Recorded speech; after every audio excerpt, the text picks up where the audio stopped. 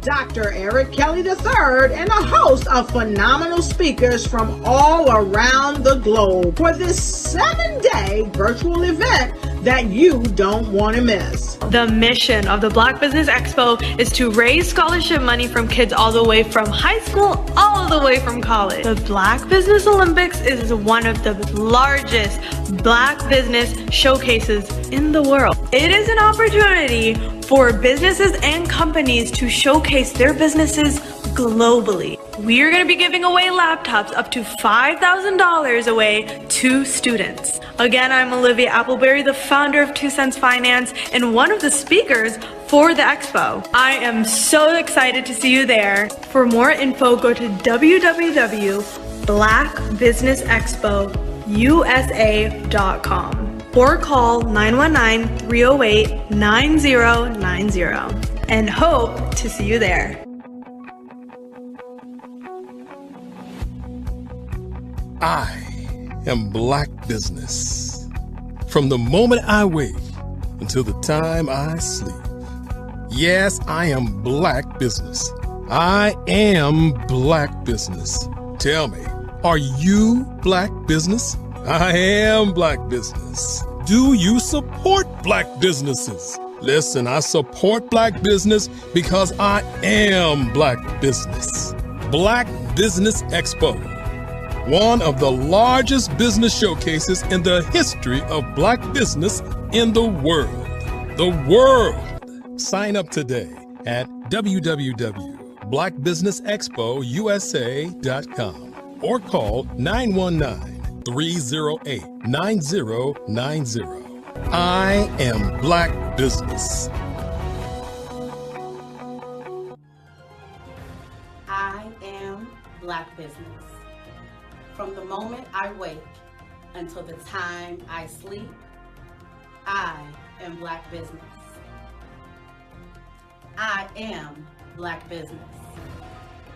Are you Black Business? I am Black Business. Do you support Black businesses? I support Black business because I am Black business. Black Business Expo, one of the largest business showcases in the history of Black America in North Carolina. Sign up today at www.blackbusinessexpousa.com or call 919-380-9090. I am Black Business. I am Black Business.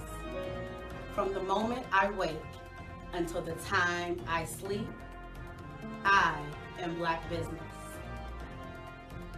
I am Black Business. Are you Black Business? I am Black Business. Do you support Black businesses? I support Black business because I am Black business. Black Business Expo, one of the largest business showcases in the history of Black America in North Carolina. Sign up today at www.blackbusinessexpousa.com or call 919-380-9090. I am Black Business. I am Black Business. From the moment I wake until the time I sleep, I am Black business. I am Black business. Are you Black business? I am Black business. Do you support Black businesses?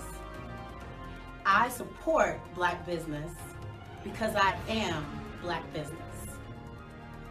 Black Business Expo, one of the largest business showcases in the history of Black America in North Carolina.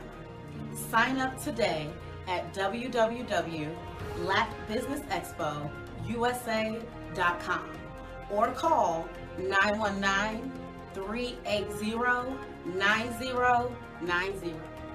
I am Black business. I am Black business.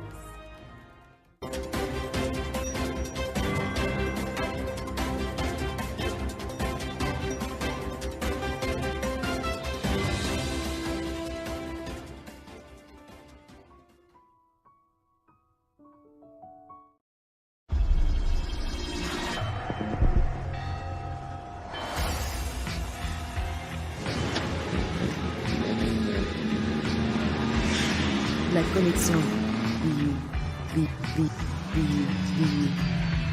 La connexion.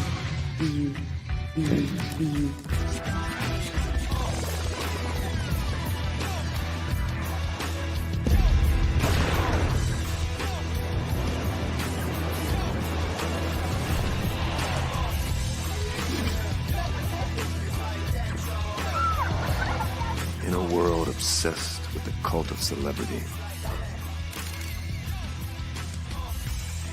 I challenge you not to aspire to anyone else's greatness, but instead strive to reveal and ignite the greatness within you. Are you serious? I totally think that's it. Hey. No!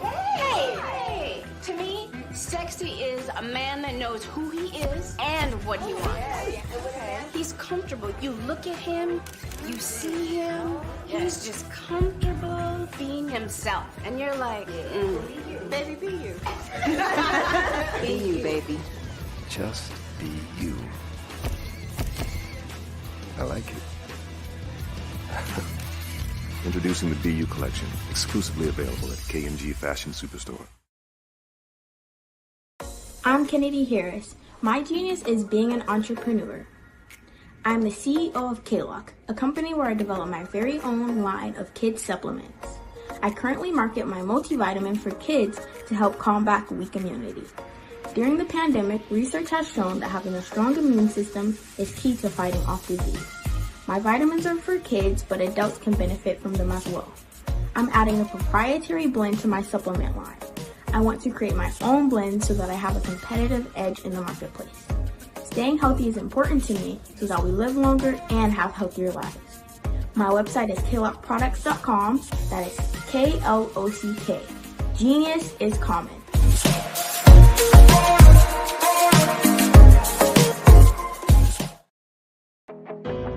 I am Black business. From the moment I wake until the time I sleep, I am Black business. I am Black business. Are you Black business? I am Black business. Do you support Black businesses? I support Black business because I am Black business. Black Business Expo, one of the largest business showcases in the history of Black business in the world. Sign up today at www.blackbusinessexpousa.com or call 919-308-9090. I am Black business. The Black Business Expo's mission is to raise funds for high school seniors going to college or K through 12 entrepreneurs. This expo is a fundraiser for students. Please, you may go to www.blackbusinessexpousa.com to donate to the scholarship fund or use the Cash App at $BBXUSA. Our goal is to give laptops and up to $5,000 to 10 students. Students can register online at www.blackbusinessexpousa.com. Every dollar counts. please donate to the Black Business Expo USA Scholarship Fund.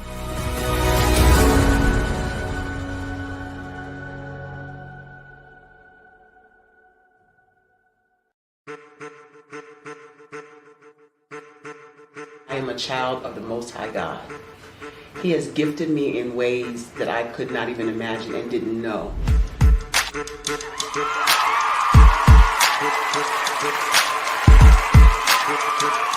There was a time when I didn't know who I was. I listened to other people tell me who I should be, what I should do. I listened to people telling me that I should be a boutique owner, that I should be a construction manager, that I should be a laborer. Have you ever felt like you should do something else, be something else, go somewhere else, be wherever you wanted to be, and you felt like you were in a box? Anybody in the room? And you couldn't get out. Anybody in the room? And you kept trying to go and go and you couldn't get out. Anybody in the room? But let me tell you, you need to rock the box. Rock the box.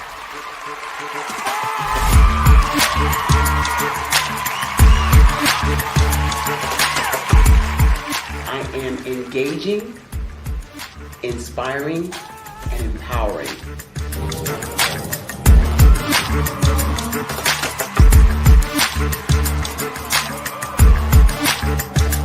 I would give you everything I know. Just by touching you, if I could, by osmosis, give you every single thing I've learned, I've gone through, I know I would. We know that's not possible, but as it is possible, I love to share information with people. Some of you out there, people have told you that you can't be, you can't have, you can't do. But I will tell you, like Kingston said, you can, you must, and you will. If it's to be, it's going to be me. You got to say it. If it's to be, it's going to be. If it's to be, it's going to be. If it's to be, it's going to be.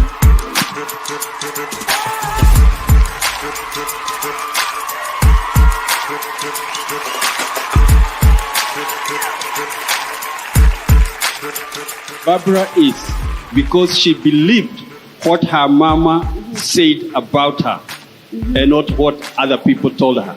Every day you wake up, when you're in a situation, it's your choice whether it's an advantage or the disadvantage. She gained her confidence and her life, and now she is a testimony.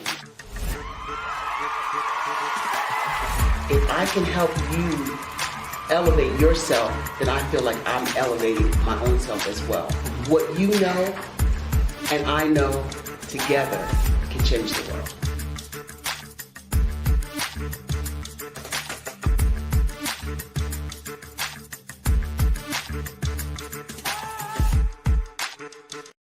Follow the Brand TV broadcast host, Grant McGaugh, as he visits with top executives and entrepreneurs to find out their secrets of success with their personal brand. Follow the Brand TV broadcast host as he focuses on brand development to build better relationships, bring value to your business, relationships, and career. You will enjoy listening to each episode that is tailored to speak to you directly. If you're looking for this type of clarity in terms of building your brand, you have tuned into the right station. Each episode will help you to shape a conversation in the 5-star BDM network of 20,000 professionals and become a springboard for your corporate engagement and business opportunities. Each guest will frame their story in the areas of personal branding, business development, career development, financial empowerment, and technology innovation. Grant McGaugh explains why he is the CEO and owner of his own professional career. Grant is an accomplished business leader and entrepreneur who wants to give back to individuals to grow their personal brand strategy. Tune in as he weaves his story about new possibilities, while to you exceed expectations. If you love storytelling, this show will make for fun.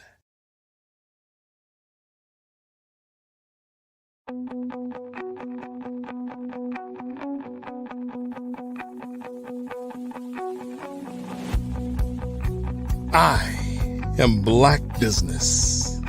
From the moment I wake until the time I sleep. Yes, I am Black business.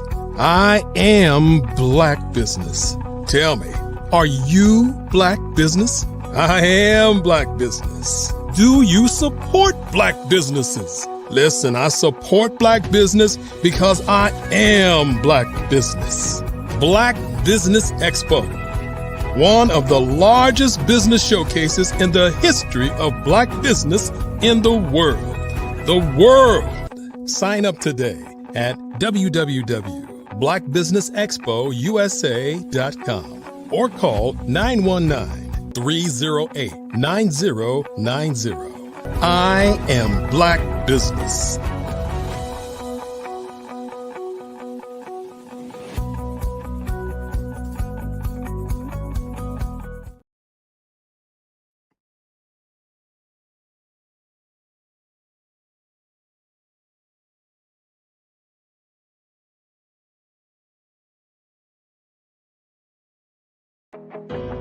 I am Black business. From the moment I wake until the time I sleep, I am Black business. I am Black business. Are you Black business? I am Black business. Do you support Black businesses? I support Black business because I am Black business. Black Business Expo, one of the largest business showcases in the history of Black business in the world.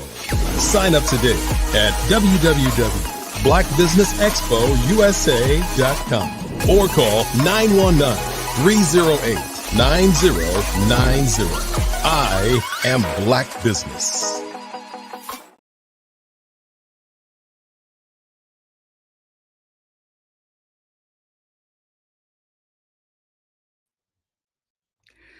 Good afternoon, business owners, entrepreneurs, thought leaders, and corporations. Welcome to the Black Business Network. My name is Frizelma Lynn. I am your business moderator for this afternoon on the Black Business Network. The Black Business Network is a 24-hour business network showcasing Black businesses, Black owners, entrepreneurs, and thought leaders worldwide. We have speakers from North Carolina, London, Singapore, Africa, Japan, and cities all over the United States. The Black Business Network is a global community sharing its business knowledge to empower, inspire, and educate businesses about business. Our first speaker is Andrea Clark, Dr. Clark. Dr. Clark is a distinguished figure in health science and professional development.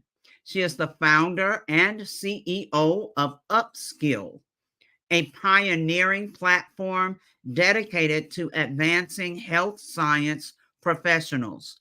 By integrating critical thinking strategies into her programs, she equips these professionals with the necessary tools to excel in their careers and make impactful changes. With a notable background in senior leadership at Mayo Clinic, Andrea has been instrumental in developing and managing the reference laboratory processing department, which is now operational across numerous hospitals nationwide. Andrea Clark embodies the spirit of a visionary, dedicated educator, and compassionate community advocate. Her work inspires and shapes the future of health science professionals and the communities they serve. I present to you Dr. Andrea Clark. Hello, Dr. Clark. Hello, how are you? Very well, very well. Genius is common, and I'll see you on the other side. Thank you. All right. I am Grant McGaw, and we will be doing a fireside chat with Ms. Dr. Andrea Clark. How are you doing today? I'm well. Thank you so much, Grant, for having me this afternoon. It's a pleasure to be here. Well, the pleasure is on mine. I know you have been traveling. You came back from the DC area. I don't know if you're from the DC area, but I know there's a lot of synergy between those two worlds. And you bring to us today a wealth of information, knowledge, and wisdom. But I'm curious. I am curious about, with all that you've done and all the experience you've had, why did you choose to found and develop Upskill? That's a great question. Thanks for asking. I chose to find and develop Upskill just because of, I think it's twofold here, of my personal experience of knowing where my professional trajectory has taken me, because someone took time and stopped and took me under their wing and showed me some nuances and professional skills that I needed to take my professional career to the next level. And I've always wanted to be that beacon of light for other people as well. So, and then another reason is because I saw a need and a gap. A lot of times in health science and multiple disciplinaries, we are first generation, or we just don't know what we don't know. So we're kind of thrust in these fields, and we have the book knowledge, but we can reach a point of stagnation and not knowing how to break through certain levels of glass ceilings in the profession, just because we have not been equipped with certain critical thinking skills. Very important to have that. There is a big difference between book knowledge and actual experience in the field. Correct. And understanding what skill sets you need to bring to the table in order to navigate all those different things. You have a series of workshops and the types of things that you are doing to help people to level up, if that's a correct word, to level up in those worlds. Talk to us a little bit more about these workshops that you do. Oh, great. I offer monthly free workshops and webinars to just a host of professionals throughout the world. And these are just areas that I see that we are kind of underdeveloped in, especially as either you're transitioning in the field of health science and maybe you don't have much experience. However, you are trying to get your foot in the door, or you may be at a point where you're pivoting in your career and you're going from that entry level to the mid-level, or you're even going into the mid-level, from the mid-level to the senior level. So those pivoting strategies is very important on how you show up in each and every role. So I just take a plethora of information of what I've learned throughout the 20 plus years in healthcare at various levels. And I just kind of give you a behind the scenes sneak peeks of conversations that's had in the C-suites as leaders such as myself. Let's unpack that just a little bit. You know, you've gotten your education, you've gotten your doctorate, you were in, corporate America, you're working in different hospital systems, but we had this conversation, you got tapped to come in and actually develop programs. Talk to us about the experience of how that happened and what you learned from that. Yeah, I think a lot of times what is your God-given natural gift just kind of shows up and stands out amongst the fold, as you will. So once I was in Washington, D.C. at the National Institute of Health, we only had one reference lab, and that's what I was deemed to manage. And then I like order, I like structure, I like processes, I like systems, I like to start with the end in mind. So how I redeveloped that system there at the National Institute of Health, that's when a lot of executives flew down from Rochester, Minnesota and said, Andrea, what you did here, can you do this for us throughout the nation? So I'm always up to a challenge, because I believe challenges are just opportunities with work clothes on. So I took the challenge, and then I went ahead and was one of the a pivotal leader in developing reference laboratories through multiple hospitals throughout the nation. What is that like? I mean, busy to do something like that. It just sounds very intricate. Mm-hmm. It's a lot of different people management and system management. I mean, help me understand. I mean, I'm lost. I'm like, what exactly do you do again? Yeah, exactly. So just to kind of give you a high level overview, what I was tasked to do was any hospital that cannot perform a test that a patient needs, a lot of times they send that off to other hospitals that have equipment to perform those tests. And so what I was deemed to do was go into every hospital that we had a client vendor contract with, whether it was Mass Gen, Duke, UTSW, Oregon, Kansas, you name it, I was there. And I would put in insert a mini lab, which is called a reference laboratory. I would then hire an individual, a laboratory technician, and set up the training and the operations there. And then I would do that throughout the United States, basically at various laboratories. And it's just a collaborative effort that hospitals use so they will not be limited in the care that their patients need. So I would manage those sites, scale those sites, and run all of that from my home base at the time in Washington, D.C.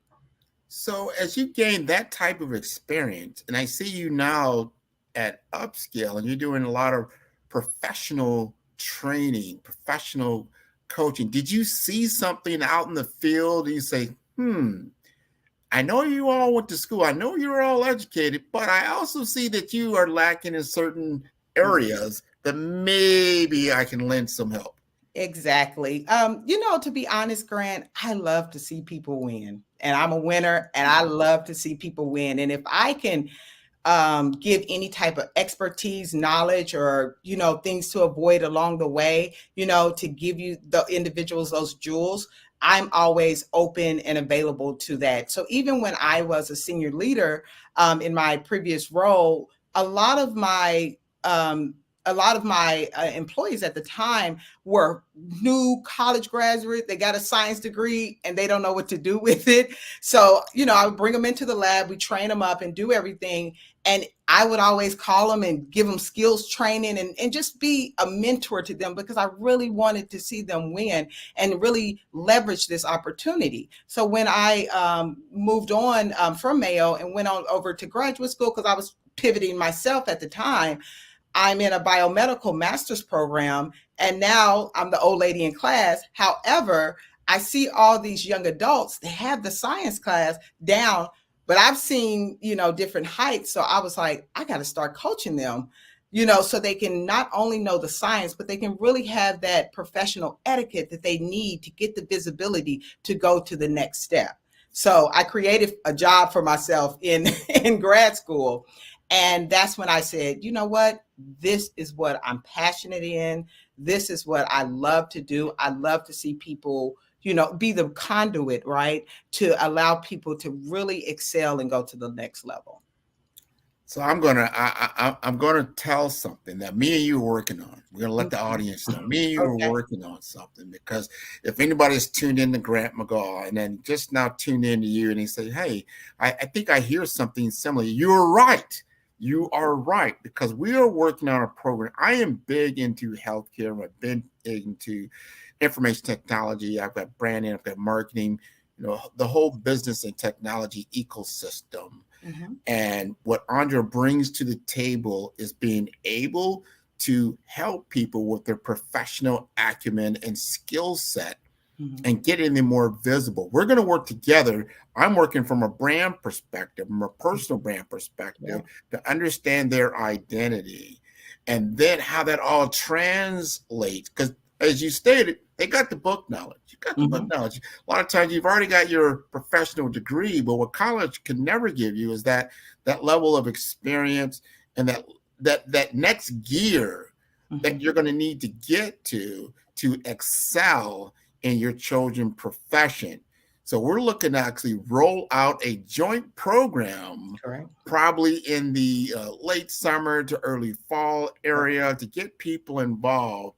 Yeah. And when I talked to Andrea about this, because me and her, we saw each other at another event, the National Association of Health Service Executives. I met her and her husband there, and they're like, hey, what do you do? Why are you doing that? And I kind of understood that. I said, this is something that we need, because we are in an environment where there were a lot of healthcare professionals, and some of them were CEOs, some of them were starting out on the journey, some of them are at the director level, but they're all wanting, like, how do I get to that next level? That was a common theme. Correct. So my question to Andrea is this: what do you think we can bring to our audience, to the participants in this kind of endeavor, in this kind of class, that's going to really impact them?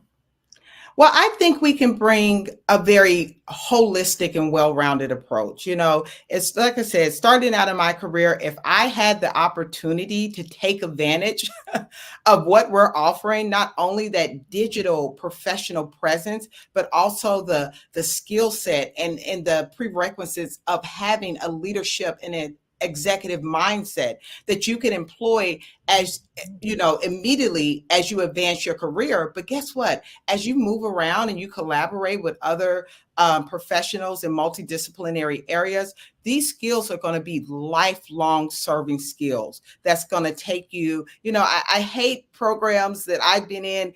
It takes me just enough here and then that's it. But these skills, these executive level skills, this is something that is geared to take you throughout the longevity of your career. And when I say that, it's about building that foundation. So these are fundamental foundational pieces that you can continue to build on, no matter whether you're entry, mid, or senior level. Well, what you bring to the table also is that insight. You've been in the field. I've been there. And you've done it on a global scale, if not national, working with an organization like in the government, NIH, and then with the Mayo. You know what it takes to succeed. Yeah. And you can kind of tell somebody, like, look, I see you've got some skills. You do.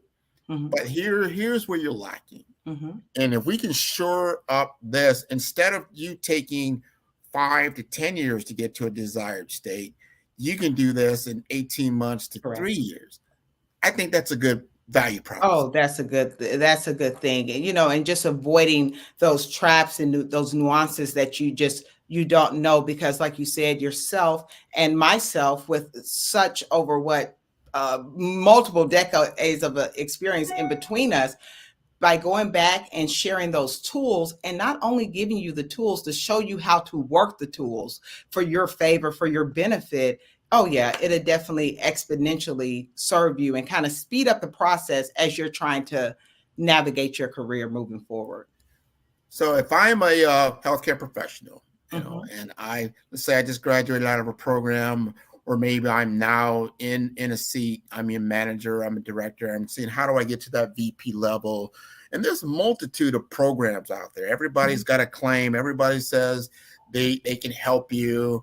Maybe not. Your organization will invest in you, or they may or may not have a training program or some kind of executive leadership program that you could probably enroll in, or maybe you're earmarked for that. Mm-hmm. What makes upskill stand out? What is your secret sauce? Well, I think the secret sauce for upskill specifically is developing upskill. What I did was I like things that's unique. As you see how I spell my name, is Andrea with an O. I love anything that's unique and that's customized for that individual. So we at Upskill, what we do, we don't necessarily do that one size fit all approach. As Grant, I was a single mom, put myself through undergrad. My 8-year-old son at the time, he lived on campus with me. I worked 2 jobs and a full-time science student. So my trajectory looked quite different from my other traditional students. So, and then as I have other people in my network and I hear their stories, I hear so many different backgrounds and how they had to navigate their circumstances. So I said, you know what? I don't want to just throw out your everyday professional development program. I want to really look into your circumstances, look into your passions, look into the resources that's available specifically for that individual. And then how can we take all of that and really maximize it to serve you to get to that next executive or VP level? 100%. That, and you just said there, I think that's a really key difference. You're going to have training programs that are out there, but most of the time they're cookie cutter, especially if they are something an organization may present. They have cohorts that are coming in, over and over again. And it's just really the same thing with different faces in the seats, but it's not really customized for that class. Yeah. So if you want personalized coaching, and something that you take you through a particular workshop, but then I'm sure you've got like ongoing coaching that and counseling that can take place. Because here's what I found out, and I've seen this happen. So someone's in a director level, and they do get coaching, and then they get to that VP level, and then they're like, oh, how do I operate at this VP level? You know, what does that look like? And do you just get a whole new coursework with whole new people that may or may not work? Or can you work with an organization that can take you all the way through?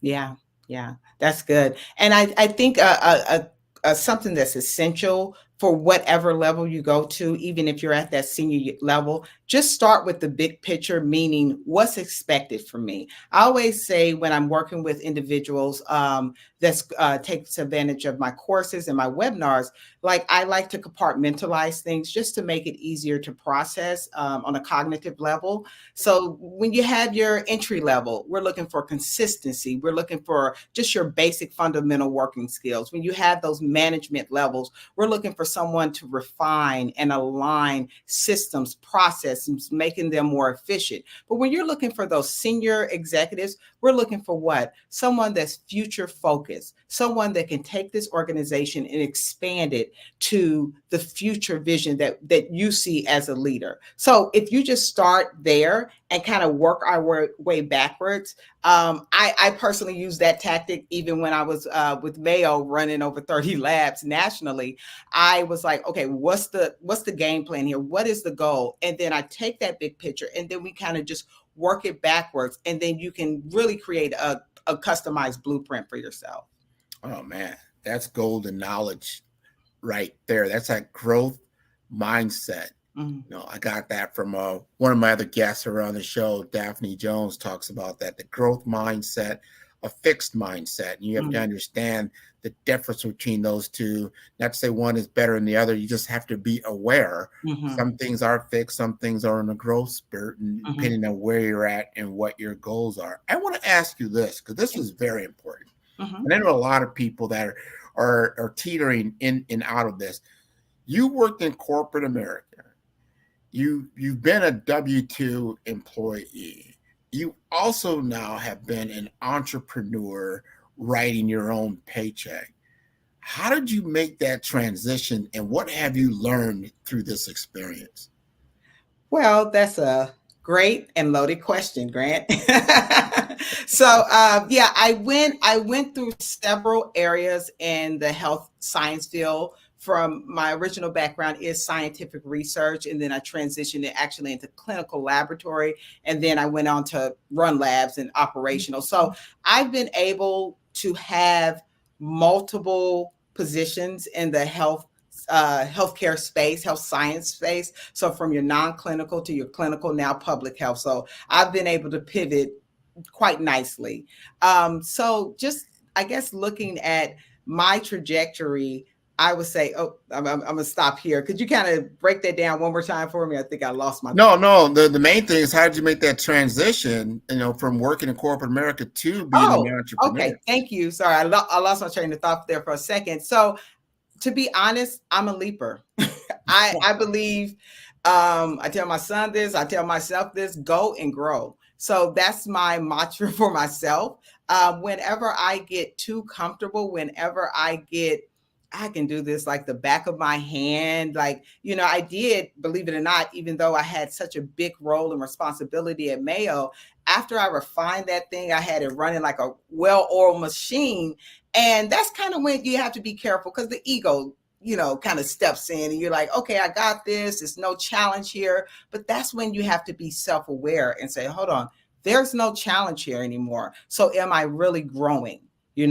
So at the time I was actually up for another promotion, but instead of to go up, I decided to go out into the community. And then, like I said, Upskill was born to give people in the community of health science the skills and the knowledge to, advance their careers. So in this space, I'm being stretched in my heart space, in my mental space, in all areas. So as long as you're getting stretched, you know, I feel like that's the leaper in me. So you just gotta, I used to have, when I first moved to DC, it's so funny. I didn't have a job at the time, but I made my own business card and I just put leap and the net will appear. So that's really just been my, that's really what I've been doing. You just have to leap and you have to constantly keep checking in with yourself. If you're too comfortable and you can do your job like the back of your hand, like knowing it like the back of your hand, you really need to sit down and assess yourself and say, okay, what's the next step for me? Where do I feel uncomfortable? And dare yourself to go into those unknown spaces. Wow, you are a daredevil. You know, you think about it. He's like, I can, but you have confidence in yourself, and that is what's important. You have confidence, even though it's like you may not always know exactly what the next day, next week, next month will bring you to, but your confidence about moving forward. That resonates with my brave framework. And that's what I use a lot. You've got to be brave in order to be an entrepreneur, because you don't know exactly how things are going to work through. Now, it's always nice to have that guaranteed paycheck, right? But what we're learning now, especially in the corporate world, there is no such thing as a guaranteed paycheck. Right? You could get a pink slip or something like that. The downsizing has nothing to do with your performance. Has nothing to do with you personally. It's just the business is going in a different direction in which you are no longer ideal for the position that you were in. And I'm going to tell my audience this and be aware of this. We are at a precipice with artificial intelligence, with technology of itself. It is a displacer. It doesn't mean that, oh my God, it's just taking my job. Not in that sense. It's just like anything else. If you look at these different ages of time in economies, when you had the agricultural age, you've had the manufacturing age, you've had the information technology age. Now we're going into what I call the intelligent technology age. Yes, there will be displacement, but there will be new jobs. Just like there was no social media job in 1995. No, you know, there was no cell phone technician. No, not in 1985 or something like that. So there will be different jobs, but you've got to look at the job that you have and what you're doing. And you have to honestly ask yourself, is this something that's displaceable? Am I indispensable in what I'm doing? And what skills do I need to really start looking at? Or what do I need to do to secure my future going forward? Yeah, that's great. I want to jump in on that. And that's where, you know, it's so important to have that digital presence, to could leverage and use all of the platforms that you can to network and expand yourself out. You know, even if you have that, you know, W-2 position, no matter where you're at in your position, it's good to put yourself out there, because like you said, X amount of years ago, we wasn't able just to, as a click of a button, and now you're visible in India or China, and you know, so leverage those opportunities, but make sure you're presenting yourself in a way that you want to present yourself as a professional, or the professional you deem to become. So I was reading an article, and they were saying that 85% of companies worldwide report that they are experiencing a skill gap. You know, so we are in a skill economy. And just to lightly touch on your point of the technology aspect and the AI aspect and everything of that nature in healthcare, I was interviewing the director of pathology of Wake Forest a couple months ago, and he said he never thought the blood bank would, you know, have the automation that it has now. But what happens is a lot of those jobs, the repetitive jobs, like you said, they're shrinking, but new jobs are emerging. And what is that? Problem solving, learning the story behind the data. A lot of false positives happens with a lot of these machineries in the laboratories and other settings. So can you use critical thinking skills to identify, you know, the false positives plus actual positives that's, you know, in this lab setting scenario. So these are the skills that's very necessary, you know, as we move forward in this digital era. 100%. What you just said is so, so important. I want our audience to truly tune into that. You've got to be more proactive. This is a creator economy. You've got to be able to create, or I would say this, if you are able to create, you are going to be much better off. Yeah. You're able to demonstrate skill sets. You're able to, instead of somebody doing something for you, you're able to do certain things for yourself. You're going to be part of collaborative groups and projects. Our younger sets are getting involved with what they call the gig economy, GIG. What is that all about? That means you are an entrepreneur and you're working on project sets. And that project could be from 3 to 6 months, could be 3 to 6 years, depending on what it is. But it avails you to work on many different projects simultaneously, not just one. And now you're able to provide yourself with different benefits. You can get insurance for yourself. You can do all the things that an employer would do for you, but now you can train yourself, you can educate yourself, and you have a lot more freedom in what you're looking to do. I remember, and I'll never, ever forget this conversation I had with my high school teacher. This is my high school teacher. Now, I'm going to date myself that much, but it was a while ago. I was in high school, but I remember I was a senior in high school, and it was like one of the last days of school. And the teacher came in and basically said, how many of you have parents that have been working the same job for the last 20 to 30 to 40 years? And a lot of people's hands went up. Like, oh, yeah, everybody's hands went up. He said, and he looked at us with a straight face. That will not be your experience. He said, you will most likely work for an employer 5, maybe 6, possibly 10 years max for the most part, unless you're in some government job or something to that effect. What I'm saying is that you will have a career, whether it's in technology, whether it's in education and the like.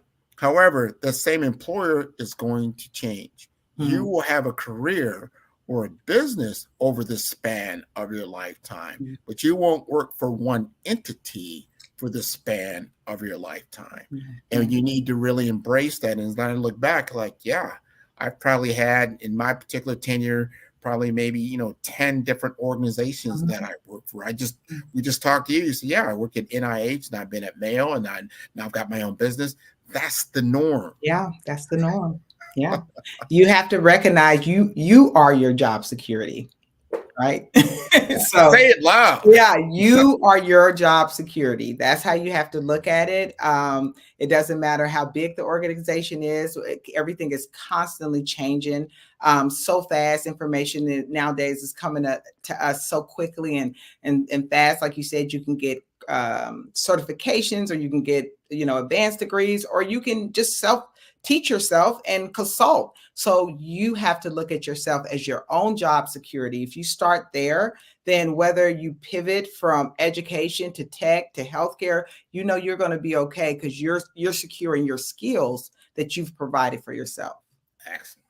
I want to know a little bit more about upskill while we've got an opportunity. Okay. Tell me about your ideal person. Who's the ideal candidate that you like to work with? And tell us why, and then let us a little bit more about what your classes are like. Okay, that's a great question.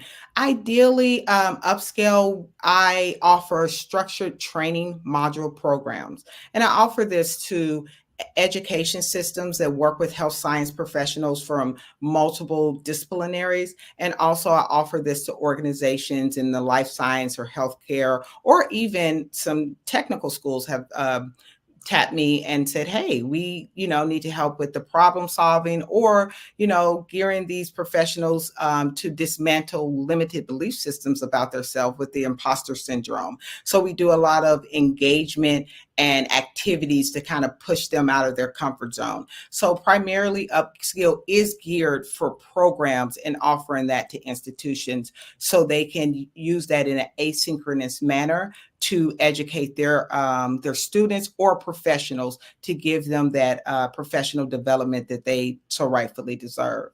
Now, I know that there was some people like, oh, you don't offer one-on-one coaching. I'm a limited resource. I got a lot of ideas all the time. So I do also, now we are rolling out as of March 31st, actually, we will be rolling out our first course online at upscaleedu.net. This course is going to focus primarily on, to touch to your point, we're in a day and age where you're going to be working with multiple people in, from different generations. It used to be we were only working in a work environment with 3 generations. I think now we're working is at least 5 generations. So knowing how to navigate communication skills is very essential. So that's why I wanted to roll out this professional communication course. So we're going to talk about crucial conversations, how to get your point across without offending anyone, or just how to show up in a virtual space. You know, I think with COVID, some of us are more lackadaisical.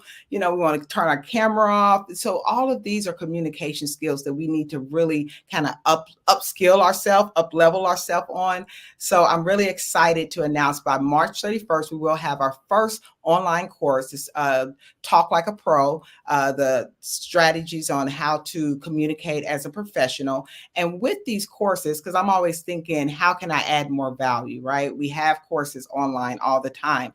So you will get an interactive workbook. And this interactive workbook is really checks and balances with yourself, so you can see where you need more of that development and where are your strengths and how we can leverage those communication skills.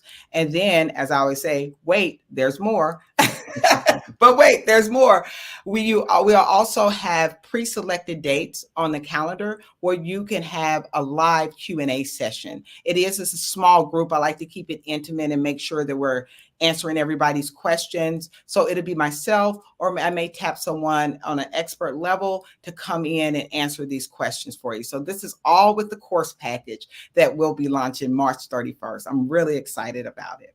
I know one of the other things, but at first, that course sounds fantastic. That sounds great. I need to sign myself up. You have certifications that you actually get a certificate for a lot of these courses. Yeah. I think that's a big differentiator. Talk about that certification process. Yeah. And so, like I said, just to kind of echo what I said previously, with the rise of the skill economy that we're in now and the emergence need for skills in this economy, it's one thing to just have your degree or have your certification from your tech, but what if you go into the interview process and you say, you know, I am a lifelong learner, or I have a growth mindset, and this is how you show receipts, right?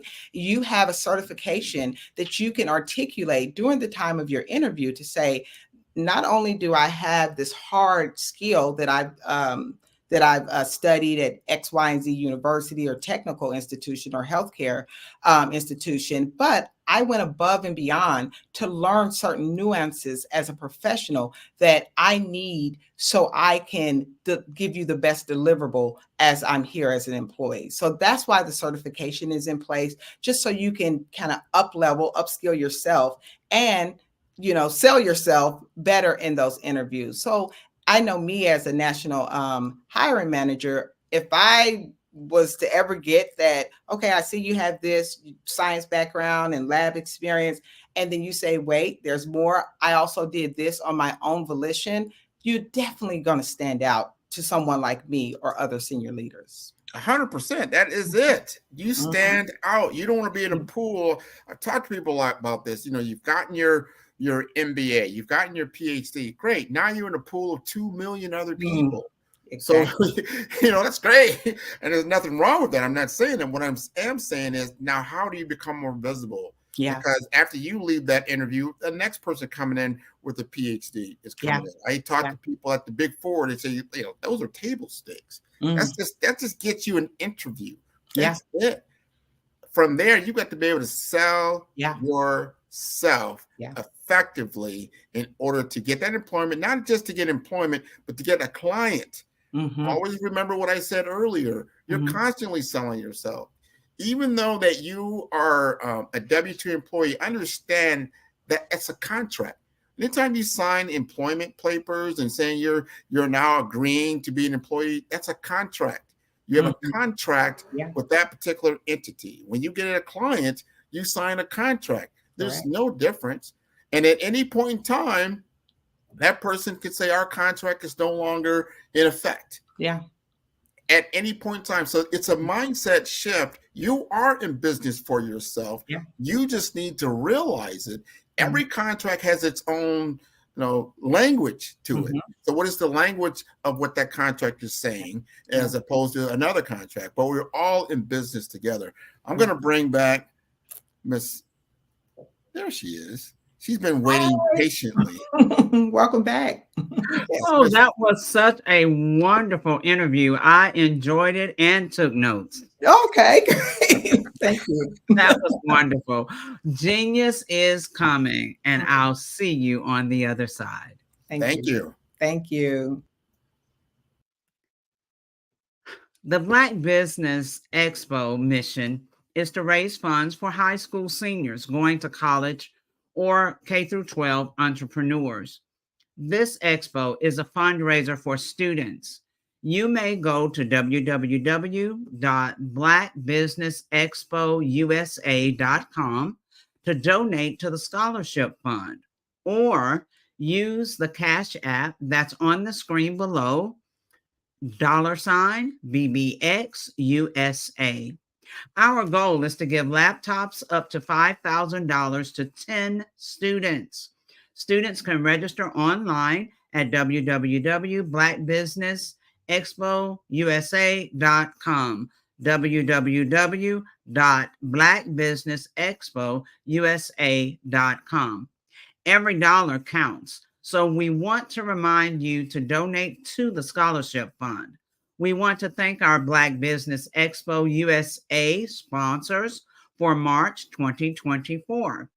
NC 100, Moody Capital Partners, Suede Soul, Lotus Richer Coaching and Training, Carolina, Virginia Minority Supplier Development Council, Step Management, The Hello LLC, Barbara H. Smith LLC, Margie McLean Foundation, Incorporated, Genius is Common, Earth Essentials, Melanie Shawnee Global, 5-Star BDM Media, Executive Women's Success Institute, The Quality Coaching Company, Superwoman Business Services, Creative Force Studios, Lee Entertainment, Artistic App Design, Black Business Expo USA.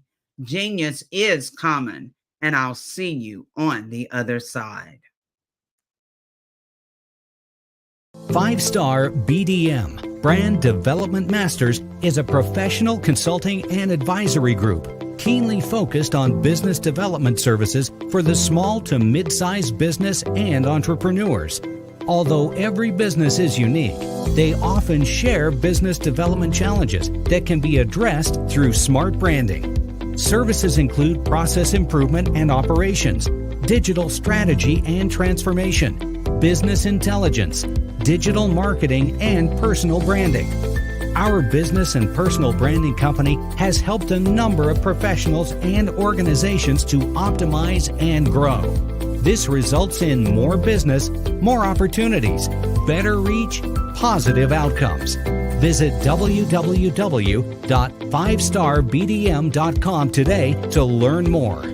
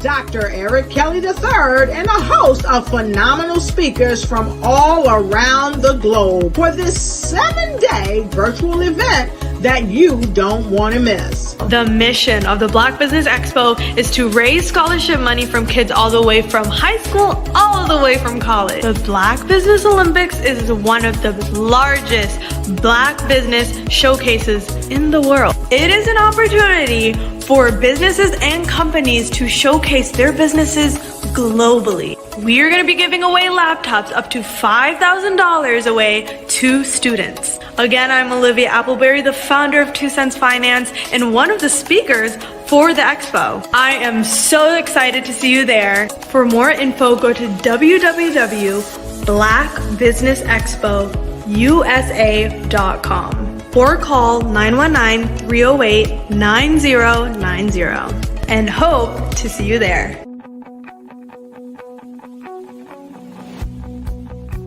I am Black Business. From the moment I wake until the time I sleep. Yes, I am Black Business. I am Black Business. Tell me, are you Black Business? I am Black Business. Do you support Black businesses? Listen, I support Black business because I am Black Business.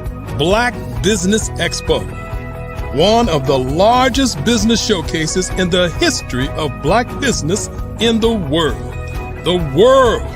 Sign up today at www.blackbusinessexpousa.com or call 919-308-9090. I am Black Business. I am Black Business.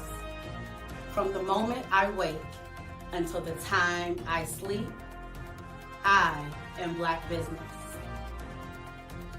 I am Black Business. Are you Black Business?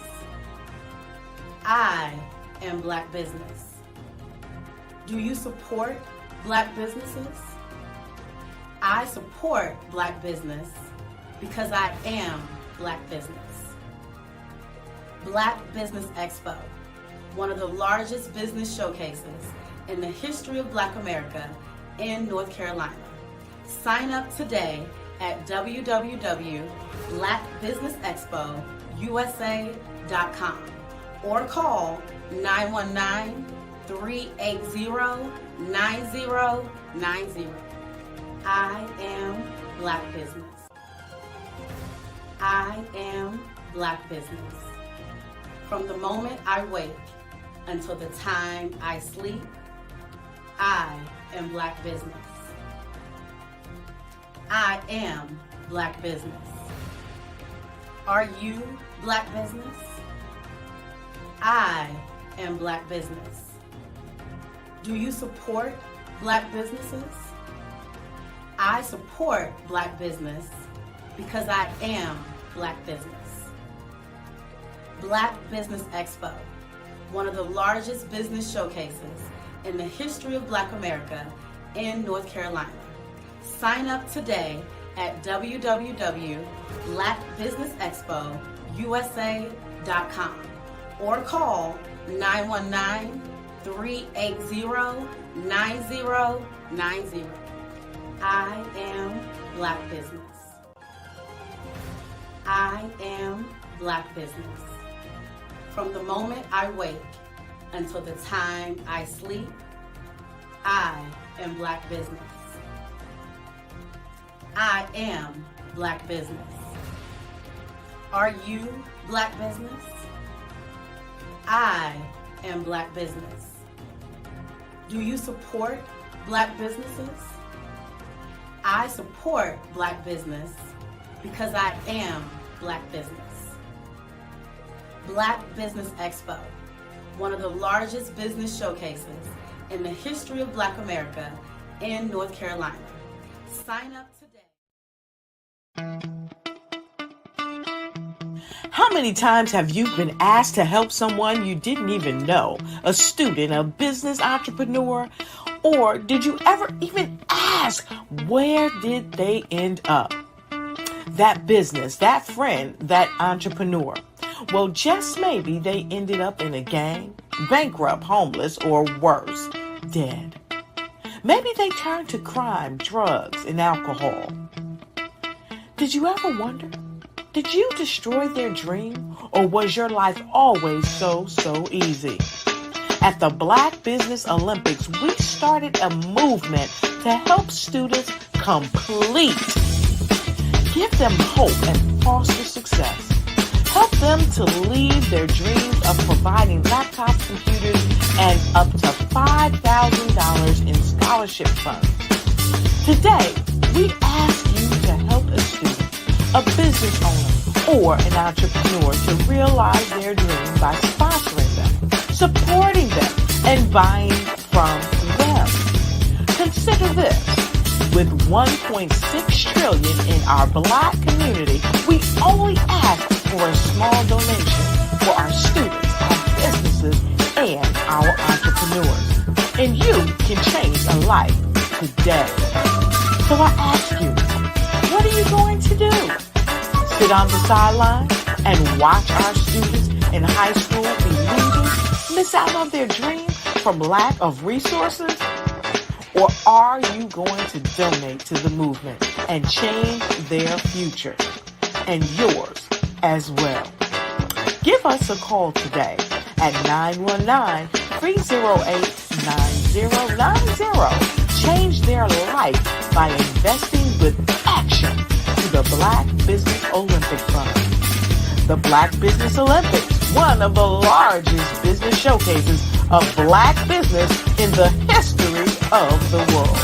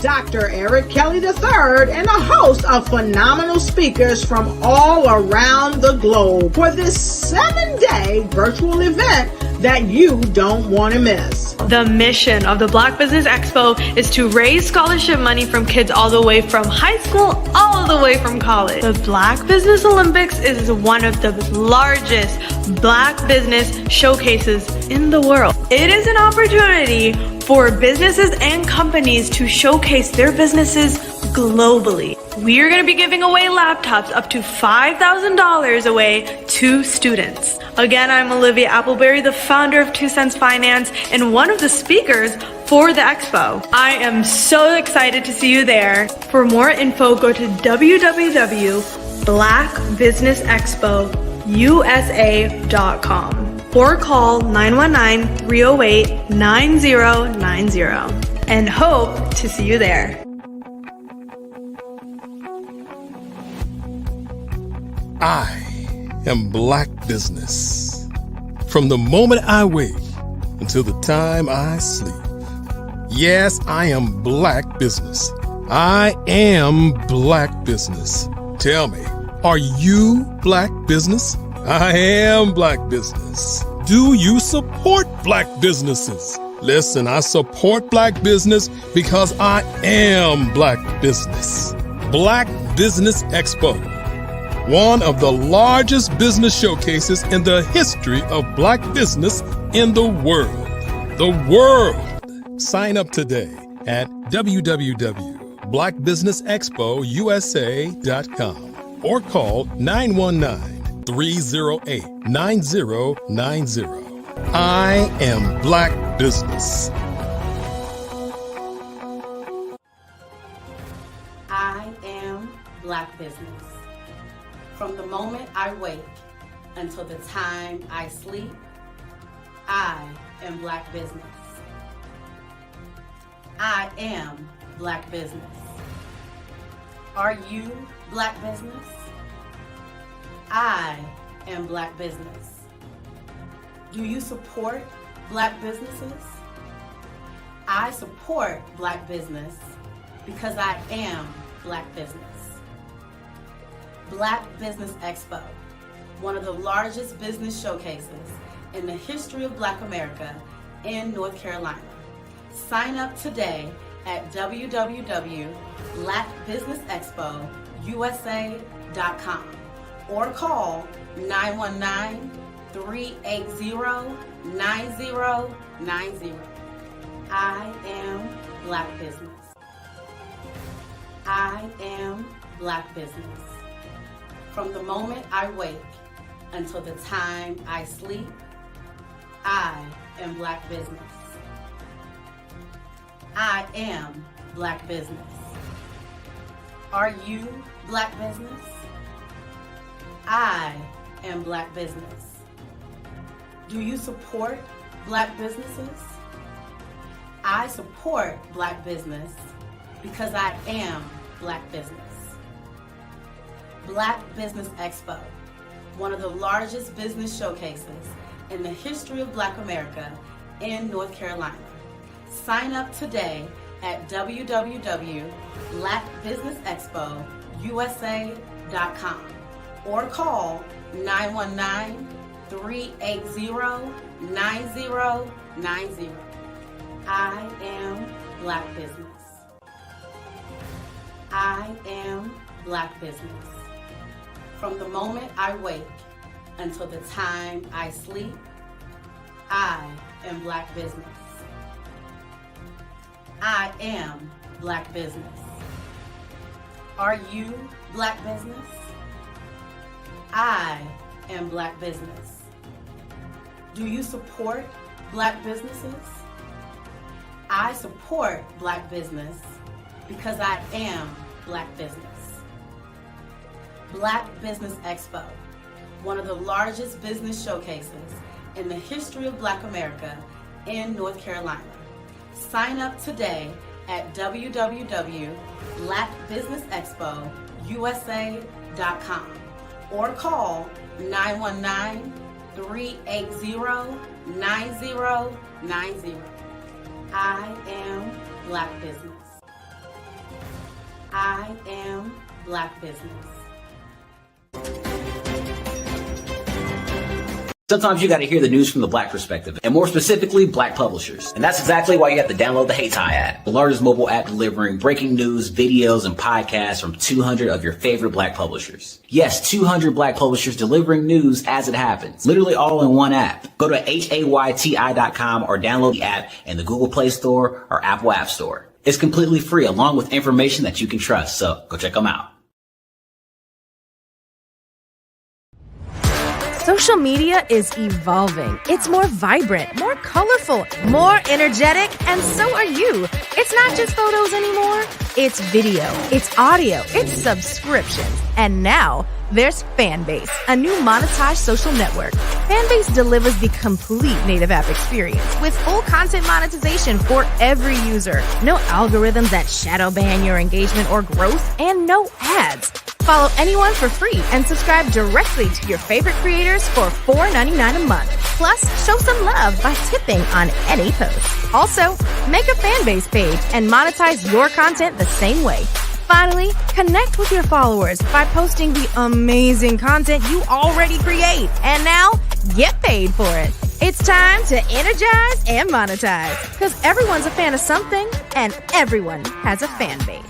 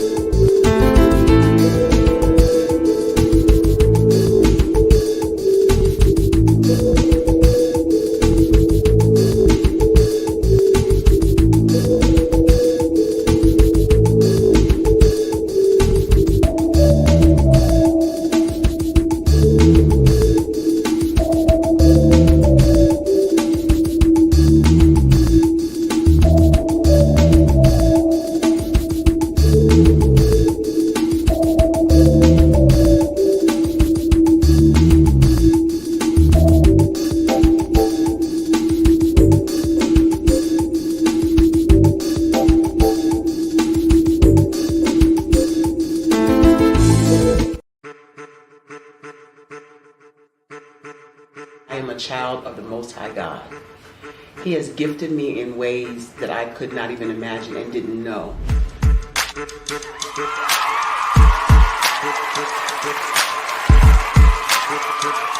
There was a time when I didn't know who I was.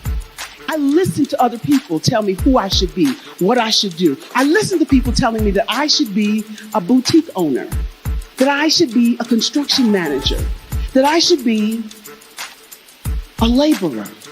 Have you ever felt like you should do something else, be something else, go somewhere else, be wherever you wanted to be, and you felt like you were in a box? Anybody in the room?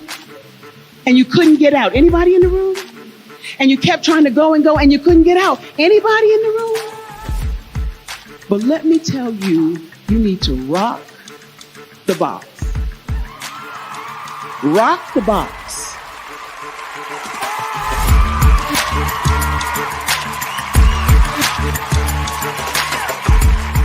I am engaging, inspiring, and empowering.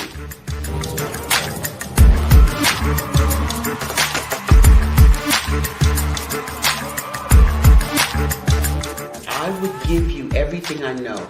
Just by touching you, if I could, by osmosis, give you every single thing I've learned, I've gone through, I know I would. We know that's not possible, but as it is possible, I love to share information with people. Some of you out there, people have told you that you can't be, you can't have, you can't do. But I will tell you, like Kingston said, you can, you must, and you will. If it's to be, it's going to be me. You got to say it. If it's to be, it's going to be. If it's to be, it's going to be. If it's to be, it's going to be.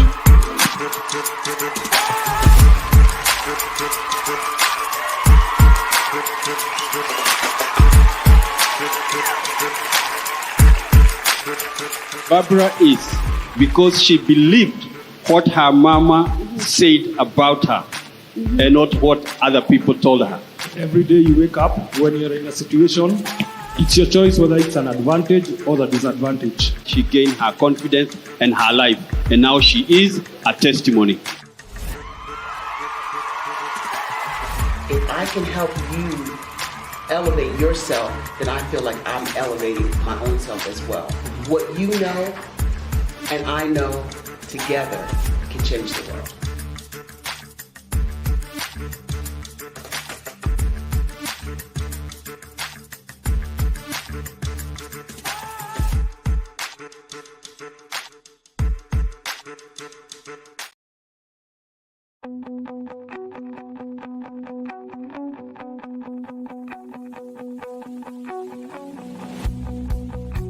I am Black Business.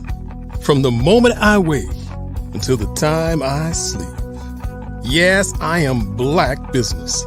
I am Black Business.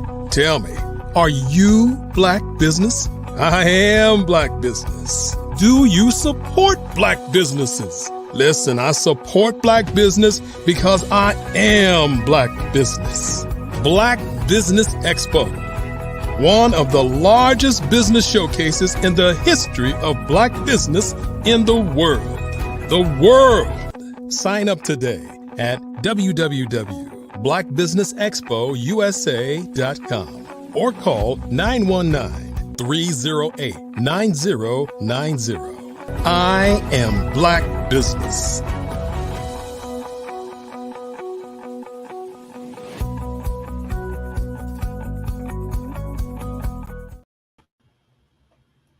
Good evening, business owners, entrepreneurs, thought leaders, and corporations. Welcome to the Black Business Network. My name is Grant McGaugh. I am your business moderator for this evening on the Black Business Network. The Black Business Network is a 24-hour business network showcasing Black businesses, business owners, entrepreneurs, thought leaders worldwide. We have speakers from North Carolina, London, Singapore, Africa, Japan, and cities all over the United States. And our Black Business Network is a global community that is sharing his business knowledge to empower, inspire, and educate businesses about business. I want to welcome our next speaker, Frazelma Lynn, the renowned parenting 9/11 coach. Frazelma, a retired educator and cancer survivor, brings her life's work to combat family dysfunction, guiding parents toward effective, urgent care style strategies that build solid, loving family structures. Her unique approach, which marries her extensive background in education with advanced coaching techniques, is designed to deepen family connections through communication, structure, and empowerment. Frazelma's personal and professional experiences as a teacher, administrator, and a resilient cancer survivor have fueled her passion for making a real difference in families' lives. She is a published author with works like You Need a Butt Whooping, emphasizing transformative discipline methods. As the head of Parenting 9/11 Incorporated and FTP for Zilma Teaching Parents LLC, she aims to enhance parenting skills, improving home environments, and instilling a success-driven mindset in families.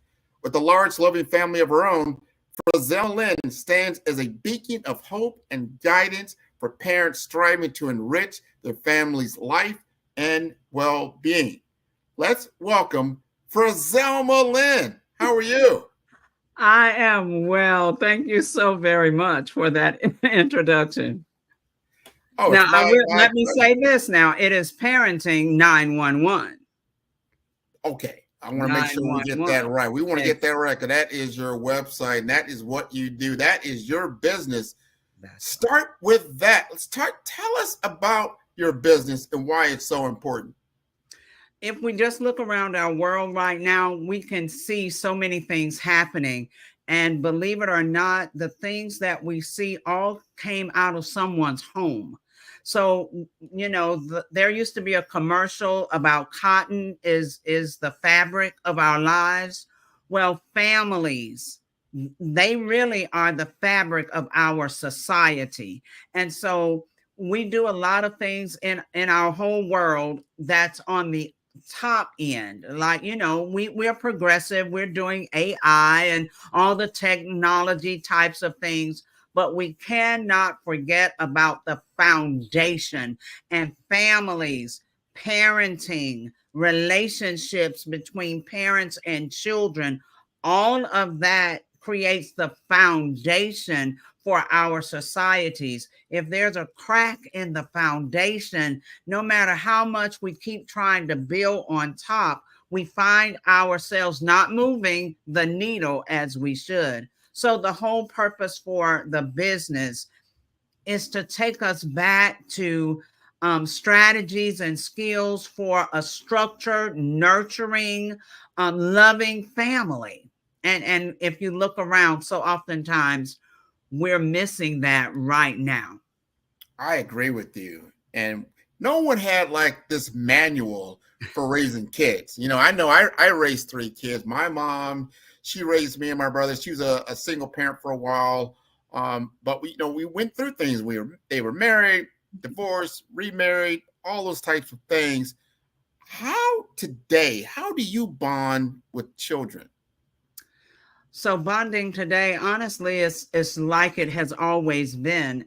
Parents have to realize bonding is spending time with the children, active with them. So sometimes you say spend quality time. And some parents think that if they're under the same roof, within the same 4 walls, that's quality time. No, because everyone can be in their separate rooms, doors closed, no interaction, none of that. To bond, you have to be active. You have to be able to engage. You have to listen. You have to laugh. You have to empathize, all of those things. You have to learn how to communicate with your children, know what they like and don't like, and be able to get close to them. You have to bond over everything. Bonding is just a part of parenting. You bond over dinner. You bond playing a game. You bond with the gaming. You bond with the internet. You bond using anything. It's just a way to spend time, get to understand your child or children better, connect. We're at a time where there's so much disconnect in the family. We don't really treat it as much as a unit. Bonding is what brings us together as a unit to work together, live together, love together. I love that. I love what you're saying in that area. I remember bonding, and you bring up a great point. As I stated, I've been through where my parents went through divorce, and there was a time that my mom was single and then remarried. And I remember it was very difficult to first go through that because it wasn't like I didn't know who my father was, but then you had to bond with this new person. How are you going to do that? I mean, that's not it's not easy. So what my mom did, I remember what she did, is that we took us all on a vacation. We all jumped in the car. I mean, just jumped in the car, but we planned it out. And we drove all the way out to Philadelphia. I'm from the Midwest, so it was a big thing to go all the way out to Philadelphia in a car for like a week, 2 weeks. And we really all bonded together on this experience. Even to this day, this was like back, 40 years ago or whatever. But we came together and we still talk about that experience and that time. And not only did we just go to different cities, we actually went to my stepfather's sister's house. We went to my stepfather's uncle's house and that type of thing. So we got to know these people that would now become part of our extended family in a way that we were all bonded together, in this whole experience during the summer. But I'll never forget that. So I agree with you that you've got to engineer some ways to bond, do what's good for you in the situations, but you can't let the television raise your kid. And or the internet. Or the internet. Or the school. Or this. Exactly. Most of the stuff I remember growing up you asked me what I remember from school, you're like, it's probably some basic stuff, but I remember those experiences that actually taught me. So when I did the same thing with my kids, hey, you know what? Let's go on a trip. Let's all come together. Let's sleep in the car. We'll sleep in a hotel room. We all get to know each other in our roles, and we all become very human out in society. So I like that a lot in what you're talking about. Now, you had mentioned that government officials help resolve the problems that are affecting our society around parenting. What's your take on how that all works out? So back to what I said earlier, the government will put money towards, a problem, but not understanding that putting that money toward the problem and earmarking it for the top part of the problem. So we're earmarking it more for, more technology, more AI, more STEM, and all of that is important. I'm a retired teacher. All of that is important. However, what the government is not doing, even the education system is not doing, we are not including and involving parents as we need to. And that's the part that we're leaving out of the equation.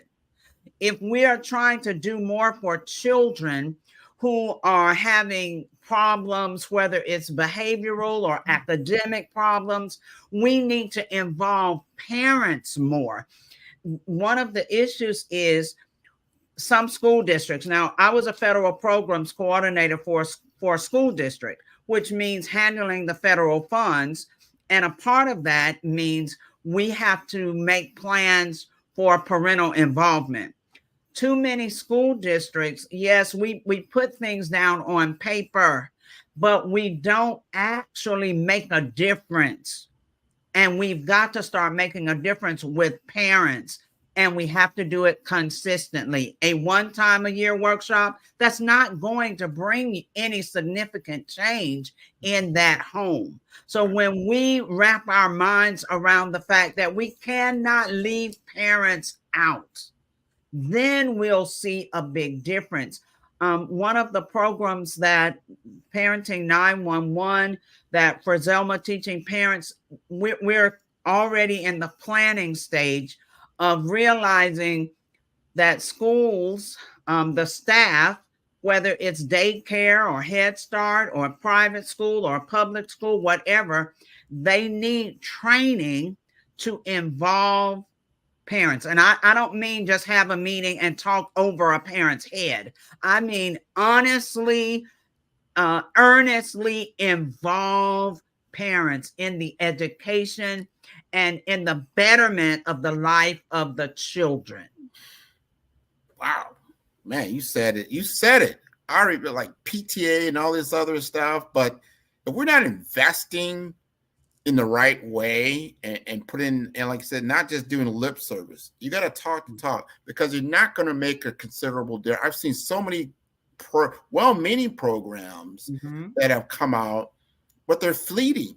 That's right. And they're not sustainable long term. So then the kid, like, yeah, you picked them up and you ran them around for a week or two or whatever. Now they're back at home and they're back in the same environment. And before you know it, the same situation that you're trying to change is back in full force. Absolutely. The other part of that too is we have to make sure that we are preparing parents better. Like you said, there was no manual. And so Parenting 911, we started off just working with parents, just coaching parents, providing strategies to enhance parenting skills. Now we're also moving into the staff members of all of these different facilities, institutes, what have you. We have to realize that parents did not have a manual. And so we have to catch them where they are. Many parents have a difficult time because of their background or their experiences in school, their experiences in their family. We're not here to judge. We are here to nudge them to move forward. This is a better way that's going to help your children. Government officials, especially the judicial system, we're putting children back in the hands of parents and not providing the parents with any new skills. So how have we helped that problem? That's so important. I want you to help us understand your company and the service you offer, because you've really detailed the gap. You've talked to the problem. You're looking to solve this problem and what you do. Tell us more about your business. So Parenting 911 for Zelma Teaching Parents is the actual business. Parenting 911, that's the courses that we teach. We do one-on-one strategies with parents because we realize that some parents don't do well in a group. They have their own issues, as whether it's regret or shame or whatever that might be, and they would rather one-on-one coaching. So we do 90-day programs or longer, giving just intensive coaching to that parent. We customize it for what that family needs.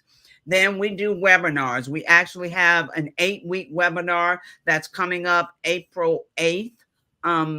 If you join now, let me go ahead and say this, you get a discount. But it is 8 weeks of training where we are providing strategies that are research-based, that are effective, and that are practical, that parents can use immediately to help provide structure in their home, learn proper discipline. That's what the book, helps. The you need a butt whooping.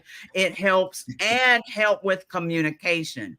Our services also reach out to schools, school districts. We do workshops, continuous workshops with schools, school districts, daycares, Head Start, anywhere parents are. That's really where we need to be, because we're trying to train the parents and the staff members. That is so important. Now you got a manual. Man, I needed, boy, I should have called 911. I would have been on the phone. Like, what?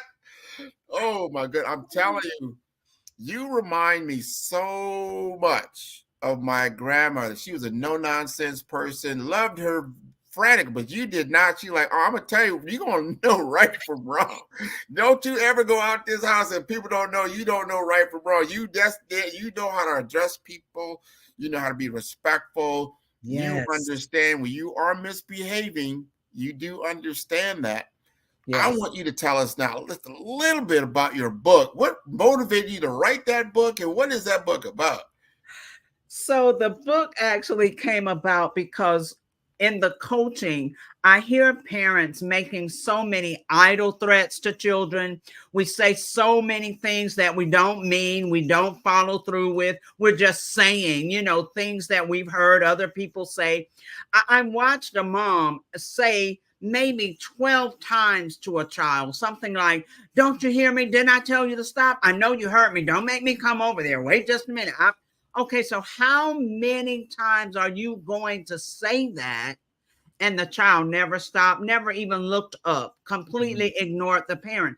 We say things and have no follow through. We have a lot of bark, no bite. So most of us have heard this saying. We have heard somebody say it, or we've said it ourselves. You need a butt whipping. Now, in the book, it really doesn't teach you how to spank your children. Let me make sure everybody understands that. What it does, though, is teach you alternatives, and it teaches you what real discipline is. Discipline is not punishment.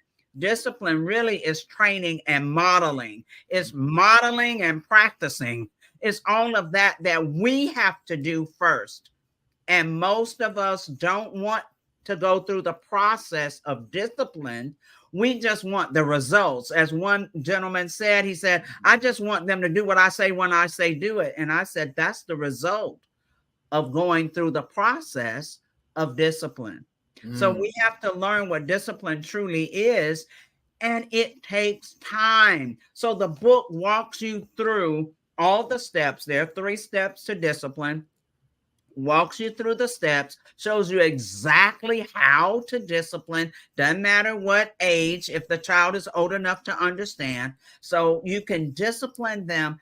Then when there's a consequence, a negative consequence, and you say, I know you knew better, then the child actually will have known better because you will have taught them better. We sometimes punish children for things we have not taught them how to do correctly, and that's an injustice to the children. Oh, my God. Boy, you speaking truth today. I'm telling you, you need that manual. Everybody need that manual. Think through time, how we were disciplined. And to your point, discipline usually meant hand to butt. Let's just put it like Great way to say it. Yes. Yeah. That was the discipline. But you're saying, if I understand you correctly, you are guiding and mentoring that child all the way through.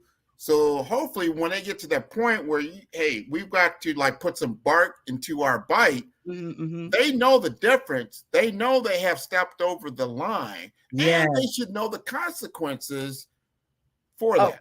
Oh, I'm glad you said that, because in the book, I teach you how to create a consequence chart. It's a T chart where on one side, because consequences are positive and then they are negative. So on one side, you have positive things. When the child is doing well, even, some parents will say, why should I even reward them in any way when they're doing well? All of us want somebody to say you're doing a great job. All of us want, a high five or a pat on the back or something. So those are the types of consequences that I'm talking about, the positive ones, where you just let the child know that you see them doing good. On the other side, those are the negative consequences. Those are really the things the child doesn't like. It could be, okay, well, tonight you lose 15 minutes playing your game, or you lose 30 minutes hanging out with your friend, or maybe you're going to have to wash dishes, even though it's your brother's night to wash them. You get extra chores, or something simple. It doesn't have to be the butt whooping. And too many parents, that's all they know, because that's all that was given to them. So consequences need to come, and there are natural consequences that come. But what it teaches the children is how to make wiser decisions about their choices. They already know what the consequences can be. I want to talk to you about your school experience, because then you see this play out when you've got a school full of kids and you see the behaviors that are taking place. And I'm sure you can tell, like, all right, this person here or this group here, the parental experience I can see maybe lacking. How did you deal with that?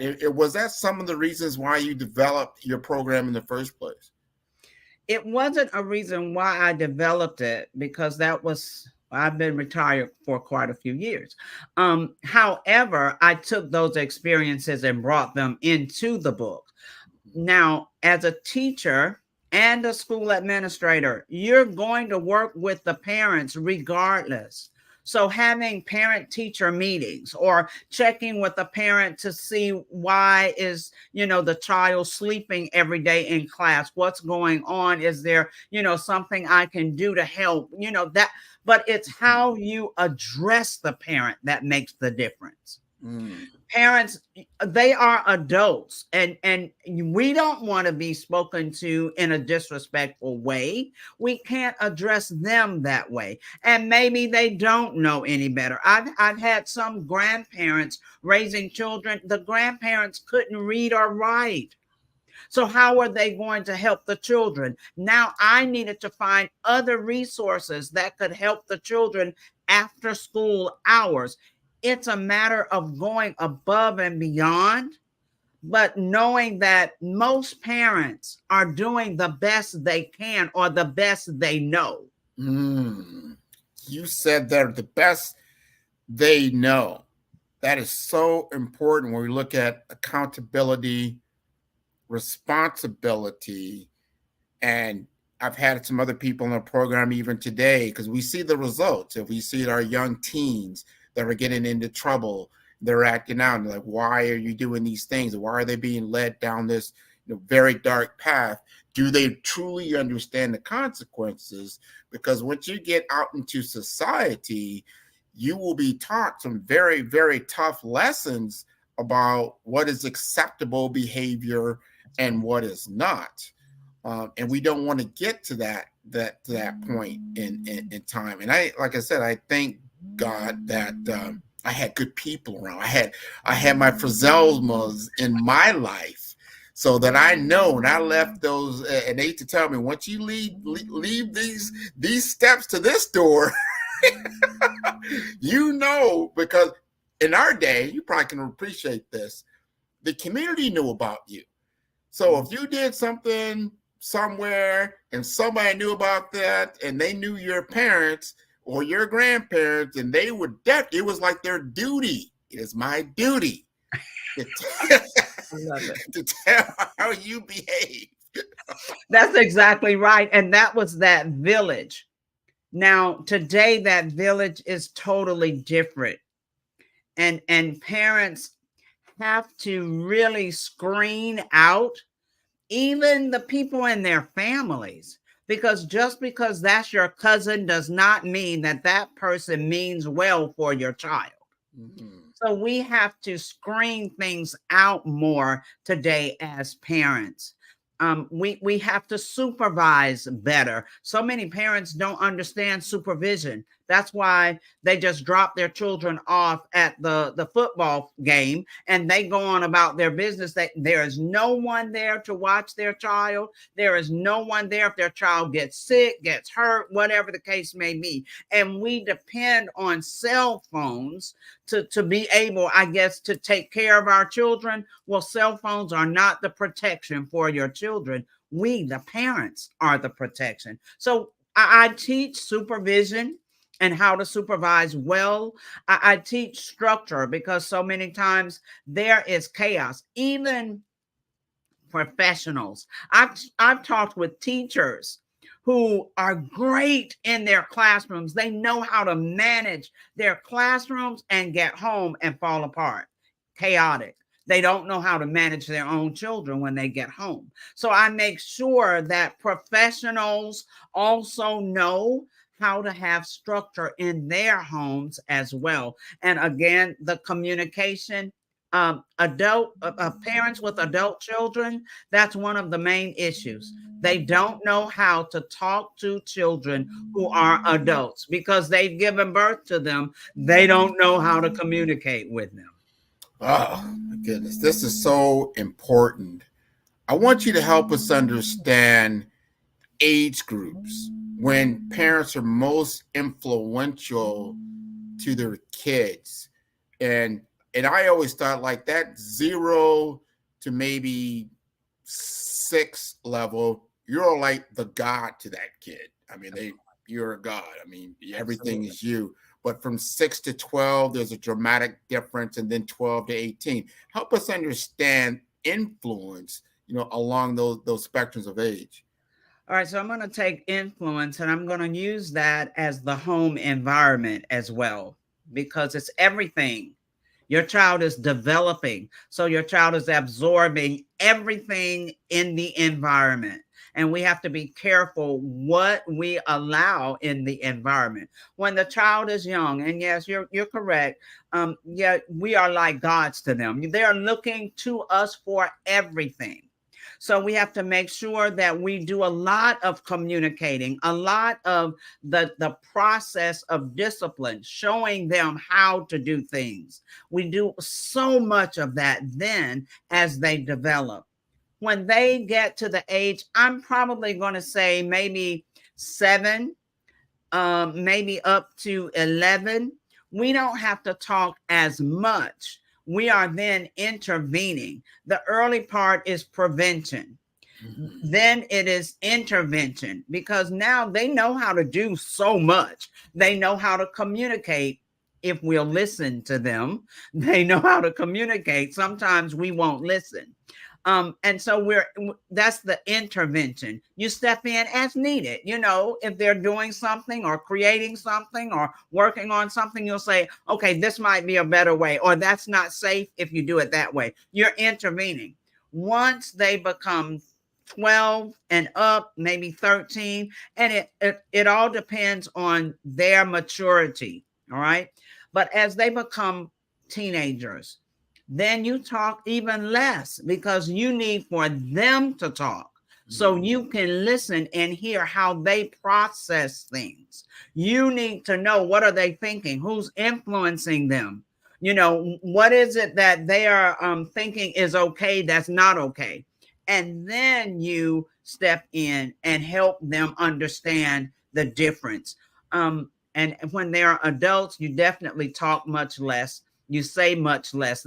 Adult children don't need lectures, parents. They don't need lectures, but they do need to still know that you're there for them. Gotta show the love. Gotta show the love. I see my grandchild now, she's 2.5. I see my daughter, she's 31. And I see, the good, the bad, and the ugly as she's going through all these different things.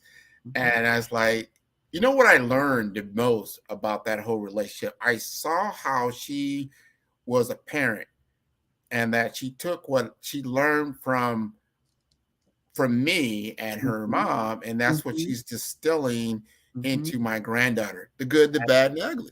That's exactly right. It's going to be a legacy.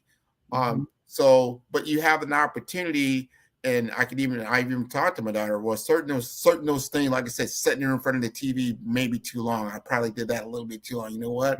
You probably at this stage you have a lot of influence. So read to her, talk to her, have her communicate, because she's getting used to your voice, exactly, and your influence, and knowing what the differences are, why you have a chance. Because, like you said, as they get older, their school age, their influences get much bigger, much wider.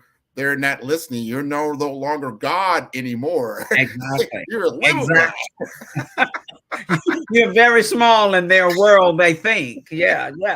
And the thing about the influences also, social media, all of that, I mean, it can be used for so much good, but we all know that there are so many predators out there. So we also have to monitor that well.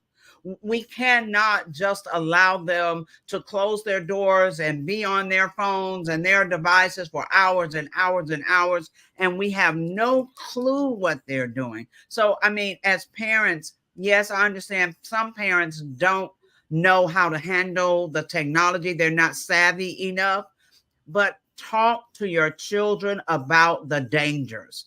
Talk to your children about why you have a curfew. You can only be on there so long. Explain to them that your job is to keep them safe, no matter what, because when they understand that a little bit more, and they know what red flags to look for, then, they can put the brakes on when they hear something that makes them a little uncomfortable, or see something that's a little, out of character for them. So we have to talk to them. And please, let me say this, parents, please learn to be honest with your children. Grant, you said something. You said that you're watching your daughter as she parents, and you're seeing the good, the bad, and the ugly. If there's something you need to apologize to her for, do it. Do it. We tend to raise our children as if we're robots, as if we don't have problems, as if we don't have to figure things out, as if we don't cry sometimes, as if we don't have hurt or whatever. And we try to hide that from our children. But if we hide that, then how are they going to know how to deal with those types of things when they are adults? Yes. It's up to us to teach them we're human too. Yes. And allow yourself, and we are fallible. And I'm so glad you said that. Allow yourself to, you will make mistakes as a parent, as a human being. Yes. But able to, when you have that bond, going back to the very, very first thing we talked about, once you have a bond, and I've seen some very good bonds with parents and children, that they have good conversations. Yes. Between them, and there's an understanding. And what you said, I want to reiterate that. You have to educate your kids about the society that you're in. There are predators out here. Just like in the animal kingdom, if there were, a group of coyotes, the coyote has to tell its cubs, you don't go here because it could be in curtains. Danger. That's right. There's danger. There's danger. So there are dangers out there. And I think there are more dangers, unfortunately, in our society, because we have easy access to the community, but then those individuals that mean us harm are using that same access to our children. So we want to have, when you have that what I call that 0 to 6, you have to be the biggest influence you can. Exactly. Because they'll start to look for influences outside that may not be the best. I'm going to leave you, because you are our moderator for this evening. So I am going to exit. I'm going to allow you to close us out so we can get ready for the next speaker. Genius is coming, and I'll let you close us out. Thank you so very much. For those who need parenting coaching, who need to talk, even grandparents, go to www.parenting911.org, and that's where you can book a strategy session with me, or join the live webinar that's coming up April 8th. Now, the Black Business Expo's mission is to raise funds for high school seniors. who are going to college or K through 12 entrepreneurs. The expo is a fundraiser for students. You may go to www.blackbusinessexpousa.com to donate to the scholarship fund or use the Cash App below at $BBXUSA.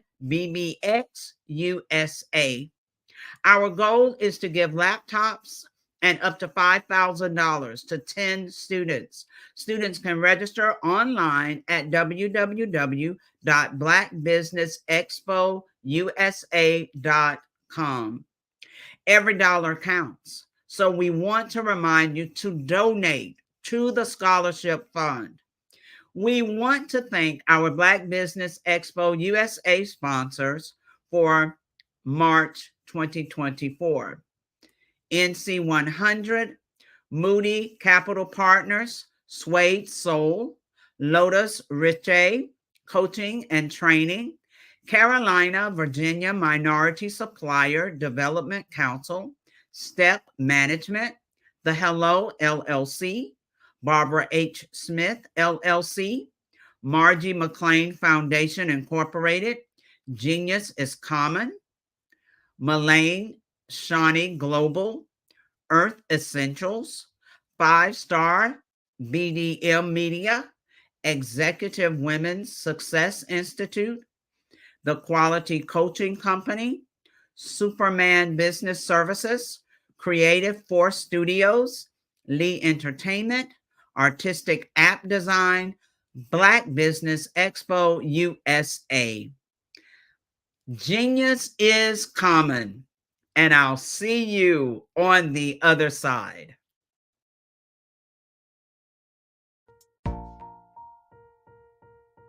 Have you ever seen a parent stressed out and needed a stress reliever with their child? One morning, I was coming out of a store and saw a mother and her 3 or 4-year-old son. She was highly upset, actually beginning to yell at him. However, the more upset she became, it seemed the calmer the child became. He sat down on the sidewalk, crisscross applesauce, folded his arms, and looked up at her with a smile. You see, the angrier she became, the calmer he became, because he had the control of the situation. Hi, I'm Frizelma Lynn. I am the CEO and founder of Frizelma Teaching Parents, LLC. I'm a retired teacher, school district administrator, an author, speaker, and I am the Parenting 911 coach. My mission is to rescue families by equipping parents with proven, effective, and practical strategies to enhance their parenting skills. Many times we as a society expect parents to teach, train, and raise their children without providing the necessary tools they need to accomplish this. However, parenting issues cannot be resolved without intervention. Therefore, Frizelma Teaching Parents has provided coaching programs, digital courses, and live webinar trainings to provide step-by-step research-based parenting strategies, even for parents whose children are disrespectful, defiant, for those who have been diagnosed with ADD and ADHD, and even for parents of adult children. No longer will you have the need to feel like you are a failure as a parent. You'll now have the tools needed for each situation. Trust me on this one. Go to www.parenting911.org. Book a 15-minute strategy session with me or choose one of the coaching programs. Our training helps parents relieve stress.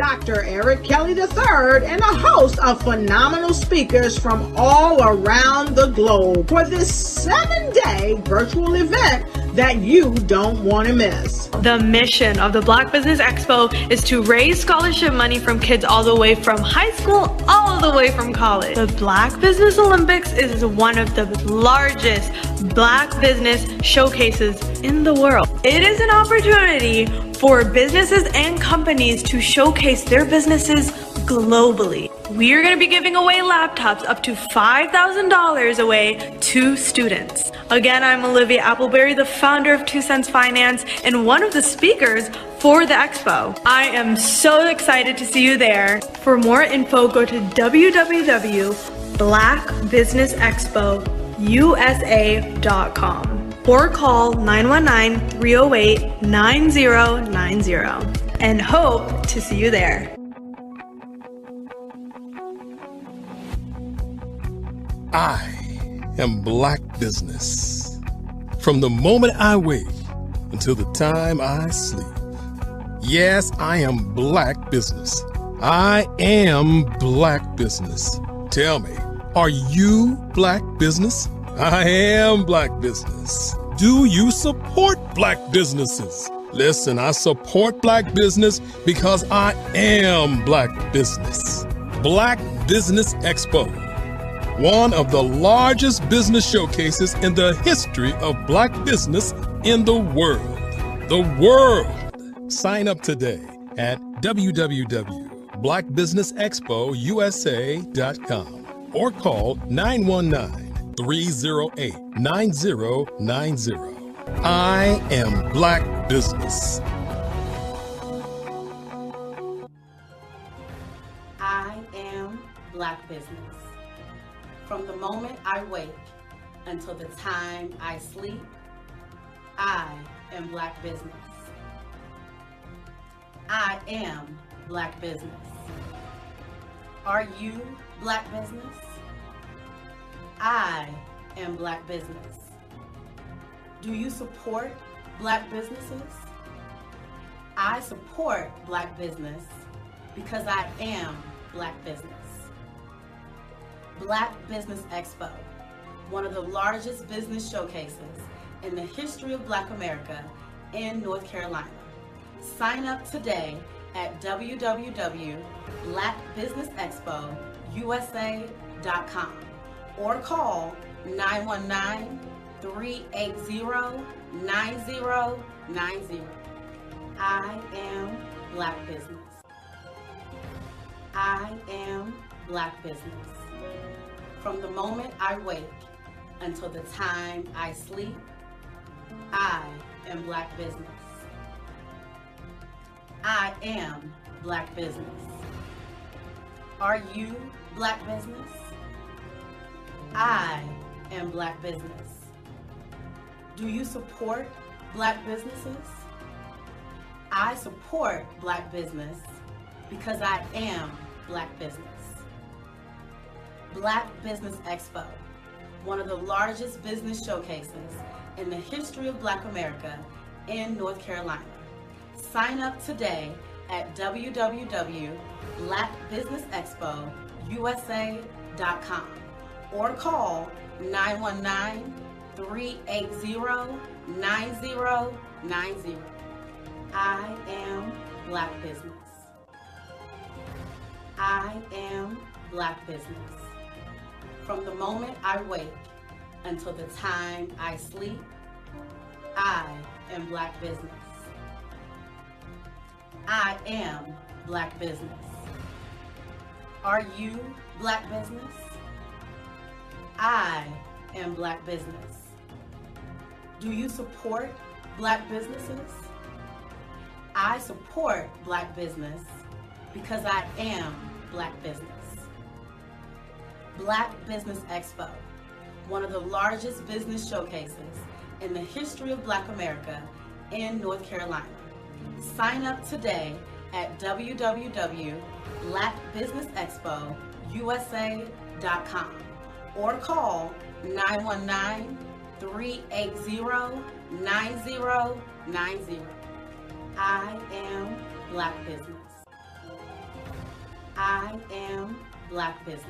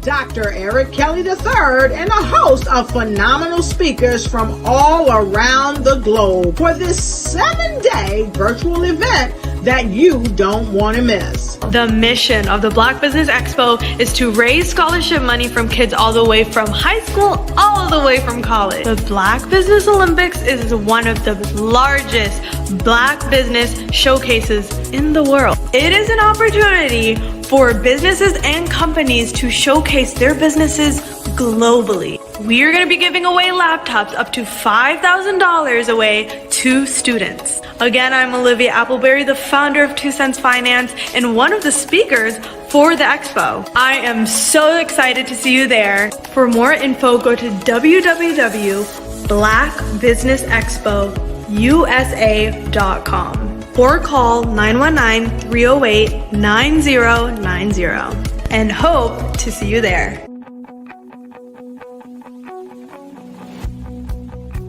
I am Black Business. From the moment I wake until the time I sleep. Yes, I am Black Business. I am Black Business. Tell me, are you Black Business? I am Black Business. Do you support Black businesses? Listen, I support Black business because I am Black Business. Black Business Expo, one of the largest business showcases in the history of Black business in the world. The world.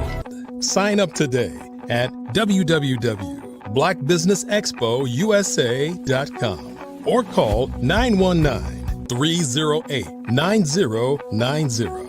I am Black Business. I am Black Business. From the moment I wake until the time I sleep, I am Black Business. I am Black Business. Are you Black Business? I am Black Business. Do you support Black businesses? I support Black business because I am Black Business. Black Business Expo, one of the largest business showcases in the history of Black America in North Carolina. Sign up today at www.blackbusinessexpousa.com or call 919-380-9090. I am Black Business. I am Black Business. From the moment I wake until the time I sleep, I am Black Business. I am Black Business. Are you Black Business? I am Black Business. Do you support Black businesses? I support Black business because I am Black Business. Black Business Expo, one of the largest business showcases in the history of Black America in North Carolina. Sign up today at www.blackbusinessexpousa.com or call 919-380-9090. I am Black Business. I am Black Business. From the moment I wake until the time I sleep, I am Black Business. I am Black Business. Are you Black Business? I am Black Business. Do you support Black businesses? I support Black business because I am Black Business. Black Business Expo, one of the largest business showcases in the history of Black America in North Carolina. Sign up today. How many times have you been asked to help someone you didn't even know, a student, a business entrepreneur, or did you ever even ask, where did they end up? That business, that friend, that entrepreneur. Well, just maybe they ended up in a gang, bankrupt, homeless, or worse, dead. Maybe they turned to crime, drugs, and alcohol. Did you ever wonder? Did you destroy their dream, or was your life always so easy? At the Black Business Olympics, we started a movement to help students complete. Give them hope and foster success.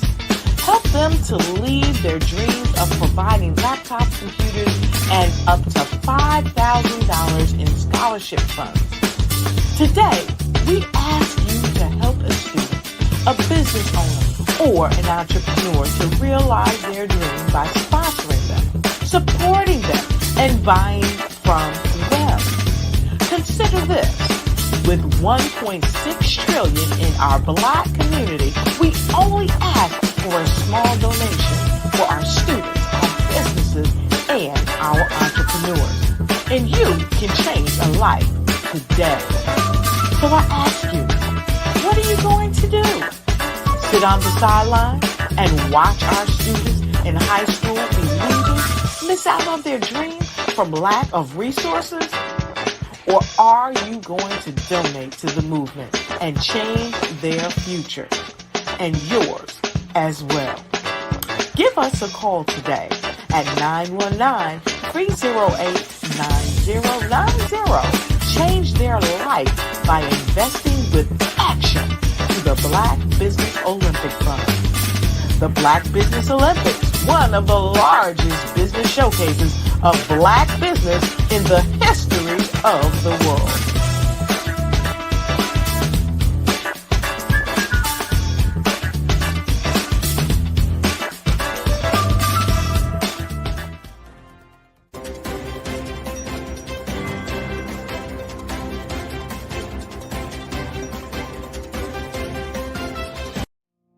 Did you know that approximately 333.34 million businesses exist today, according to a report from 2021?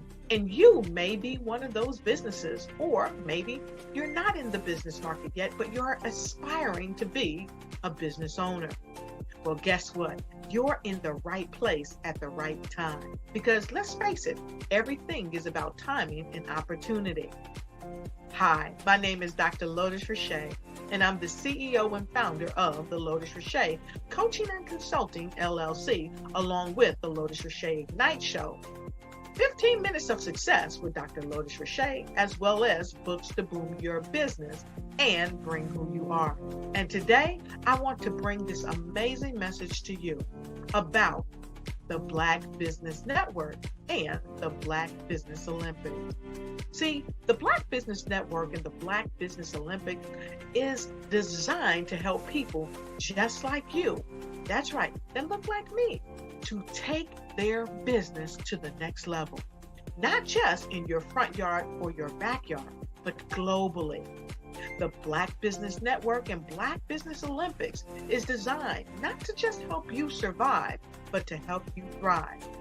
So join us today as we come together with businesses all around the world to support our students, our children, our young teens, our young entrepreneurs. What we do is we come together to help raise funds for students who are aspiring to be business entrepreneurs, who are aspiring and who are thriving in college.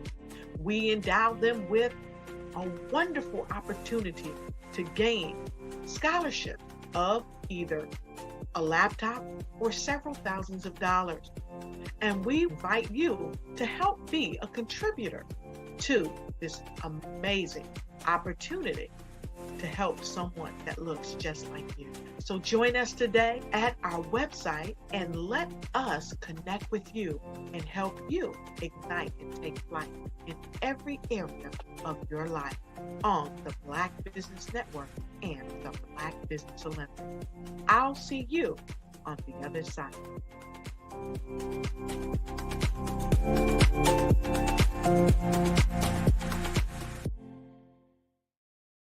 Hello, ladies and gentlemen. Allow me to introduce myself. My name is Tara Bush, and I am the co-founder and COO of the Hello LLC, where our mantra is helping everyone live life optimally. And more importantly, helping entrepreneurs leverage leading-edge optimizations.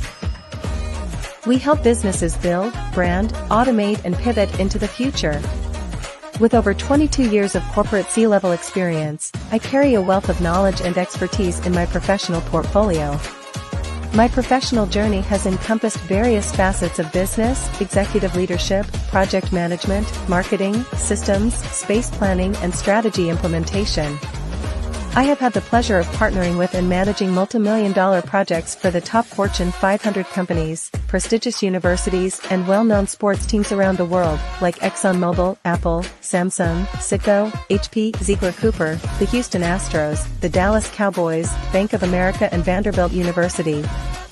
What fuels my drive is a passion for innovation and creativity that knows no bounds. I thrive on pushing the boundaries and thinking outside the box to bring fresh, ingenious ideas to the forefront. I turn visions into reality. As a leader, I am a steadfast advocate for integrity and creativity. I am driven by a profound desire to help individuals and businesses create their own return on time investment while leveraging technology. At the Hello LLC, we are more than just a 3D digital marketing agency. We are a community committed to helping, building, and thriving together with integrity. We can either show you, teach you, or do it for you. We believe in the power of innovation to transform the status quo. My fellow professional powerhouses, in the spirit of abundance, I firmly believe that there is enough prosperity in this world for all of us to thrive together. So, I invite you to make the pivot because the future is already here.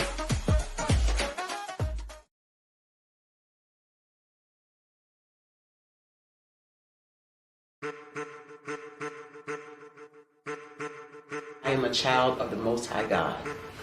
He has gifted me in ways that I could not even imagine.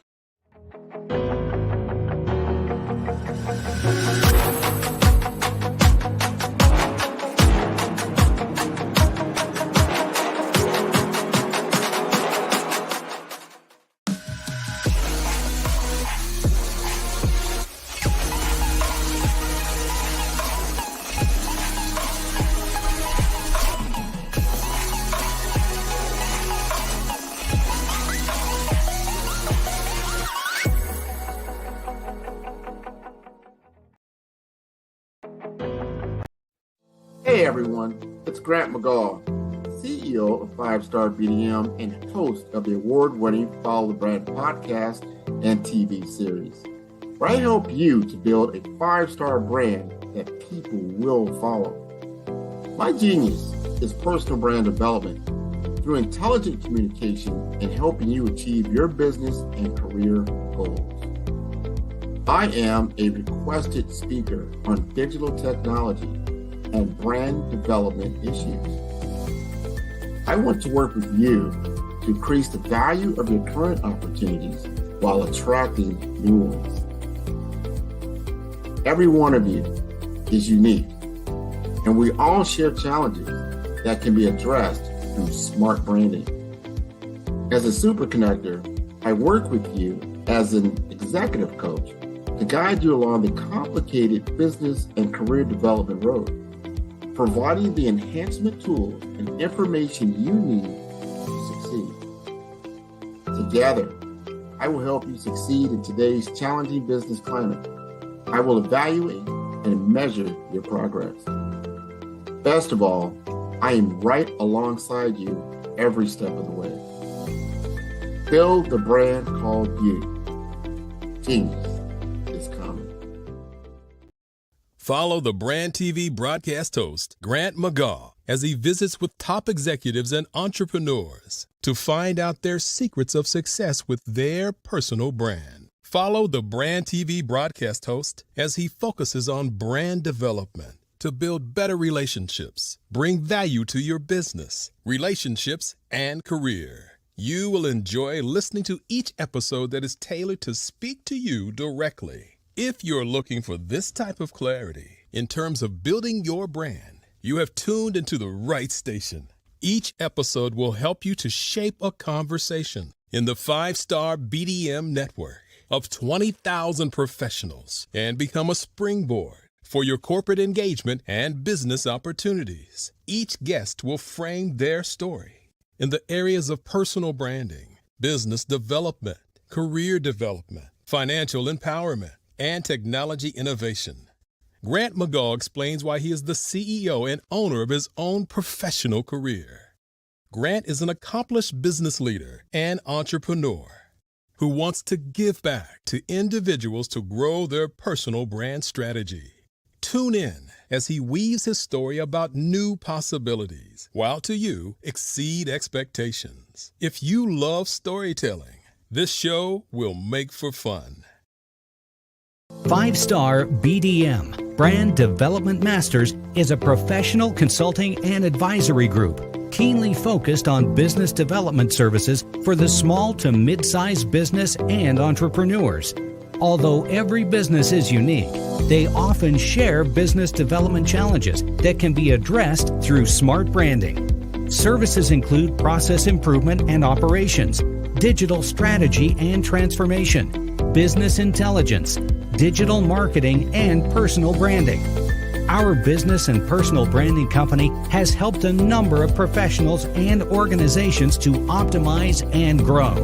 This results in more business, more opportunities, better reach, positive outcomes.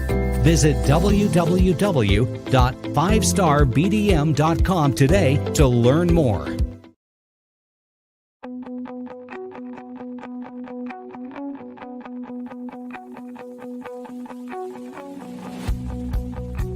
I am Black Business. From the moment I wake until the time I sleep. Yes, I am Black Business. I am Black Business. Tell me, are you Black Business? I am Black Business. Do you support Black businesses? Listen, I support Black business because I am Black Business. Black Business Expo, one of the largest business showcases in the history of Black business in the world. The world! Sign up today at www.blackbusinessexpousa.com or call 919-308-9090. I am Black Business.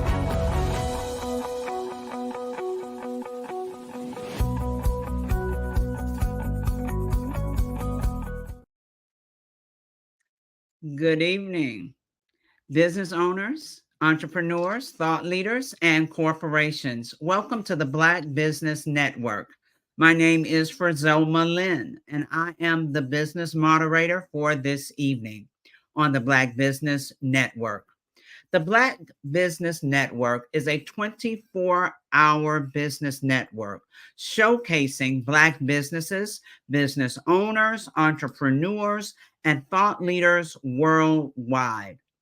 We have speakers from North Carolina, London, Singapore, Africa, Japan, and cities all over the United States.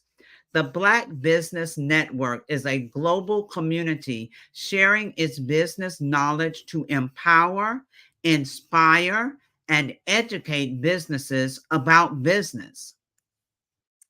Now, ladies and gentlemen across the globe, prepare to be inspired as we introduce a true pioneer in the world of entrepreneurship and community empowerment, Dr. Eric Kelly III. With his visionary leadership, Dr. Kelly has revolutionized the way we think about and engage with Black businesses, creating pathways for success and innovation.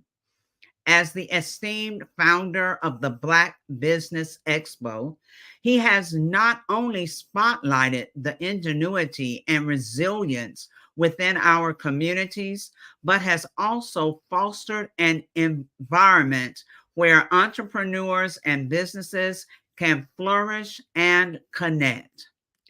Join us in welcoming a luminary who embodies dedication, creativity, and transformative leadership. Dr. Kelly's journey from visionary to leader has inspired countless individuals to pursue their dreams with vigor and passion. His work continues to impact communities, setting a new standard for excellence and collaboration in the business world. Please give a warm welcome to a man who is not just shaping the future of business, but is also crafting a legacy of empowerment and unity, Dr. Eric Kelly III. And as he joins, we will also have Mr. Grant McGaw, who is going to be the fireside chat interviewer for Dr. Kelly. Hello again, Mr. Grant. Oh, thank you. First, I wanted to say thank you so much for our fireside chat earlier. It was enlightening. I learned that a lot of different people that are in college right now listened to our particular session, and they were inspired. And I want to thank you. Thank you so much. Before we bring up Dr. Kelly, we're going to have a fireside chat with Dr. Kelly, and it will, of course, it's always on fire. So I wanted to say I really seriously appreciate you. Thank you so much for all you do for the Black Business Network. Thank you so very much. And there's Dr. Kelly. Well, Dr. of course. Kelly, thank you. Well, of course, it's always great when we get an opportunity to have a fireside chat. This is one of the rare ones that we're going to be doing. And no better person than Grant McGaw, and no better person than to be introduced by the electrifying Miss Lynn, F. Lynn, as I called her. Great job. Thank you for all the things that you do. I think many times people don't say thank you, but that's what this is all about for us. We want to thank each and every one of the listeners and the people and the business owners who give up their time, who live what they do. We want to thank you for being a part of this week as we get prepared to have a conversation about the Black Business Olympics. What is it? Why is it? You know, who can be involved? You know, I'm gonna pull myself down for a moment, and then I'm gonna let Grant kind of give people an overview of what it's all about in his idea, and then of course he'll bring me back, and we're gonna get right into it. Okay. And as we say, genius is coming. Say it. Genius is coming, and I'll see you on the other side. All right. That was wonderful. We're always full of surprises here in the Black Business Network. And I would tell you, I got involved with this particular network and really with Dr. Eric Kelly III about, I think it's been 3 to 4 years now. It was during the COVID time period. And I saw this particular opportunity to speak in front of a worldwide audience about Black entrepreneurship. And what really intrigued me was that it wasn't just in my own community. It wasn't just in the Southeast United States. It was across the entire world that you have opportunity to speak with entrepreneurs in continents like Africa or in Europe or in the Caribbean and other locations like South America, Central America, Japan. We've had people from all over the world to join in and speak on the platform. That is so wonderful, because that is not an opportunity that we've had in the past when we begin to understand the digital framework and how you can use it for good. You know, people get a lot of bad information around social media and things like that. That's because you're tuning in to things that are people are putting things that have no value.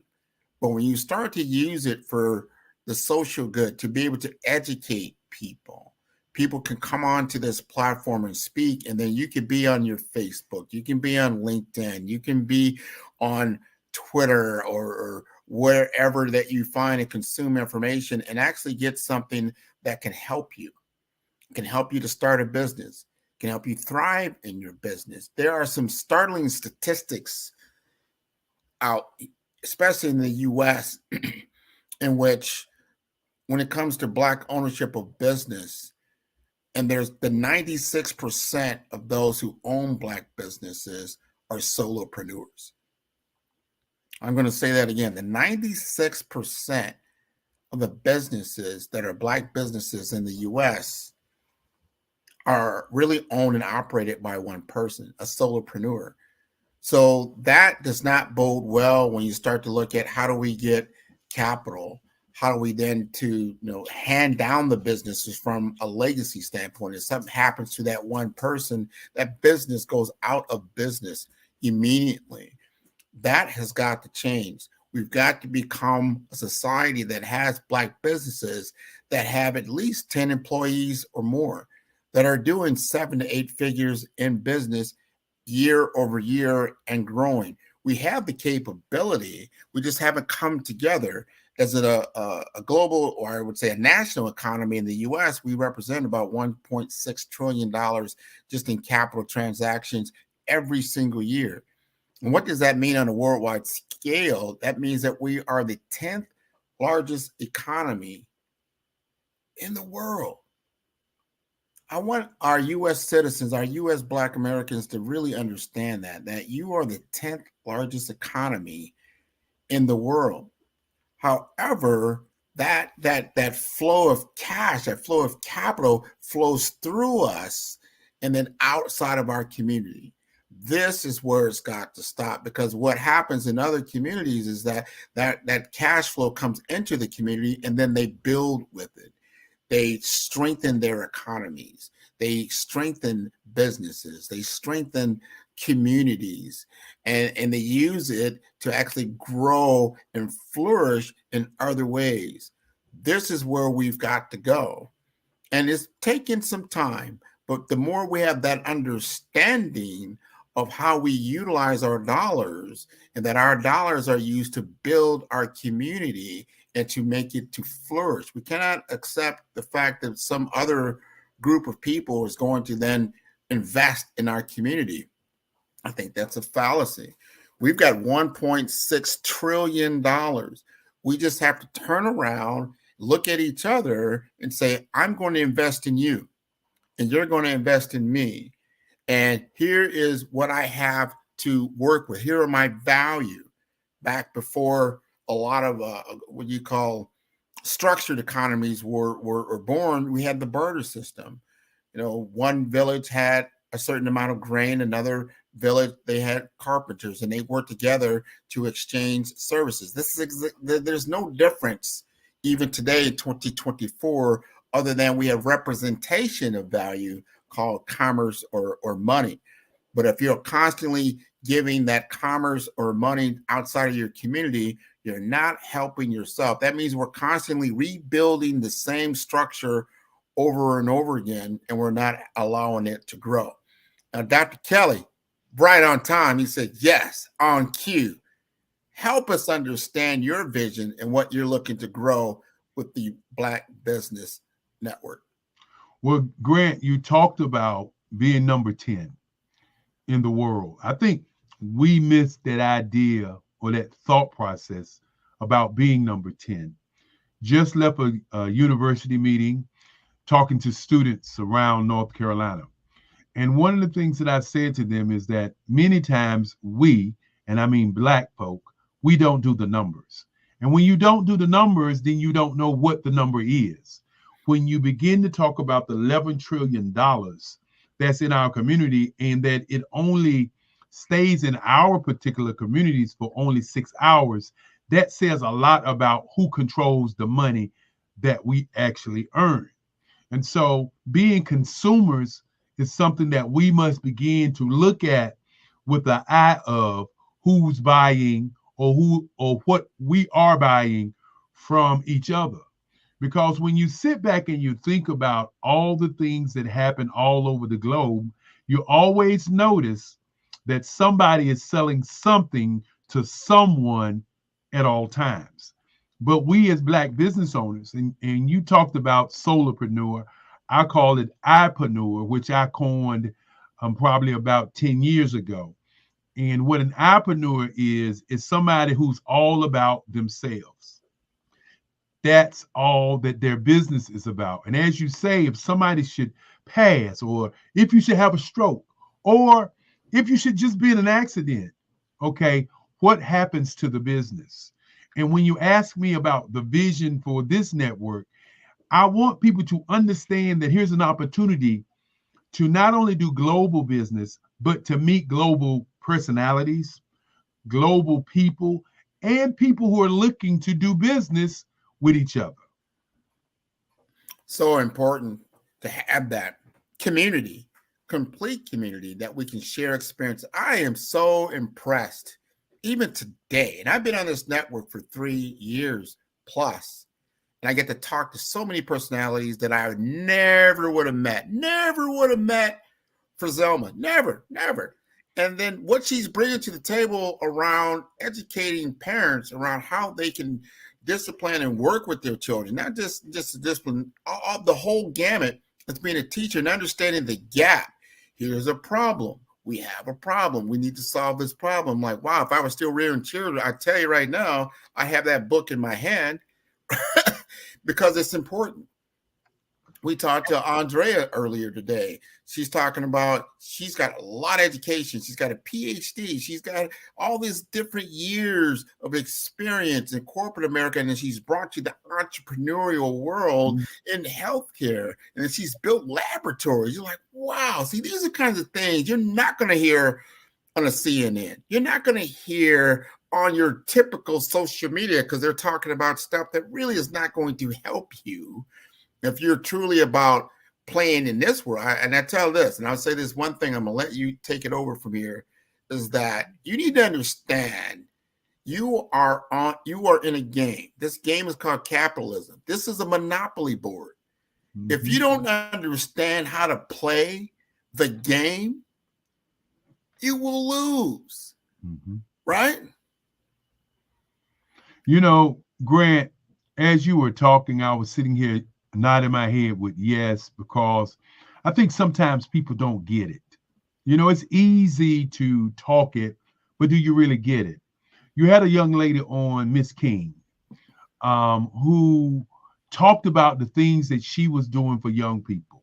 You have a Zelma Lynn on, who's talking about what she's doing for young people. See, when you understand that the average age in North America is 27, when you understand that the number one group that's killing themselves are Black kids from 18 to 24, when you understand that the average age in Africa is 14, then you begin to understand what this network really is about. The network is to show our young people that there are Black businesses who are doing excellent work right in front of them, and they don't have to be in what I call the entertainment culture. They don't have to be basketball, football, actors, singers, strippers, and criminals. All of that is a form of entertainment. They don't have to do that, but they don't see this.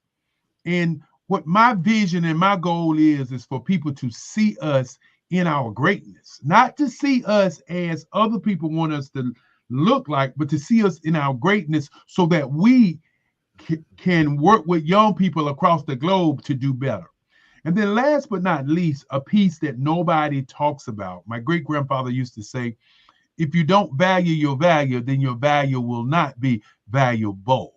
And so what he basically was saying is, we don't take care of our kids who are our value, then our value would not be valuable. How many kids, if they understood that the cell phone that they had is tantamount to a business, that they can take that cell phone and utilize the internet, utilize the metaverse, utilize long language, I'm going to say it again, long language applications to create a world of profit and wealth for themselves.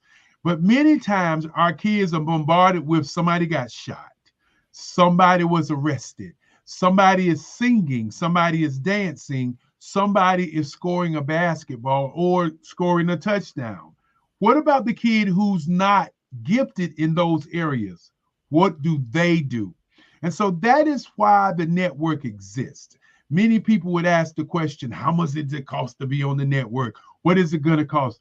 Let me say this, and I'm going to say this on Sunday when I speak again.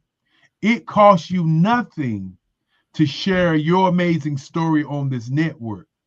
What it costs you is sharing your amazing life with these young people. And that's really what it's about, Grant, as we look at the future. And then when we break down that there are 1 billion people in Africa, and there are 2 billion Black people in the world. Remember, it's 8 billion in all. 7.6 billion in all.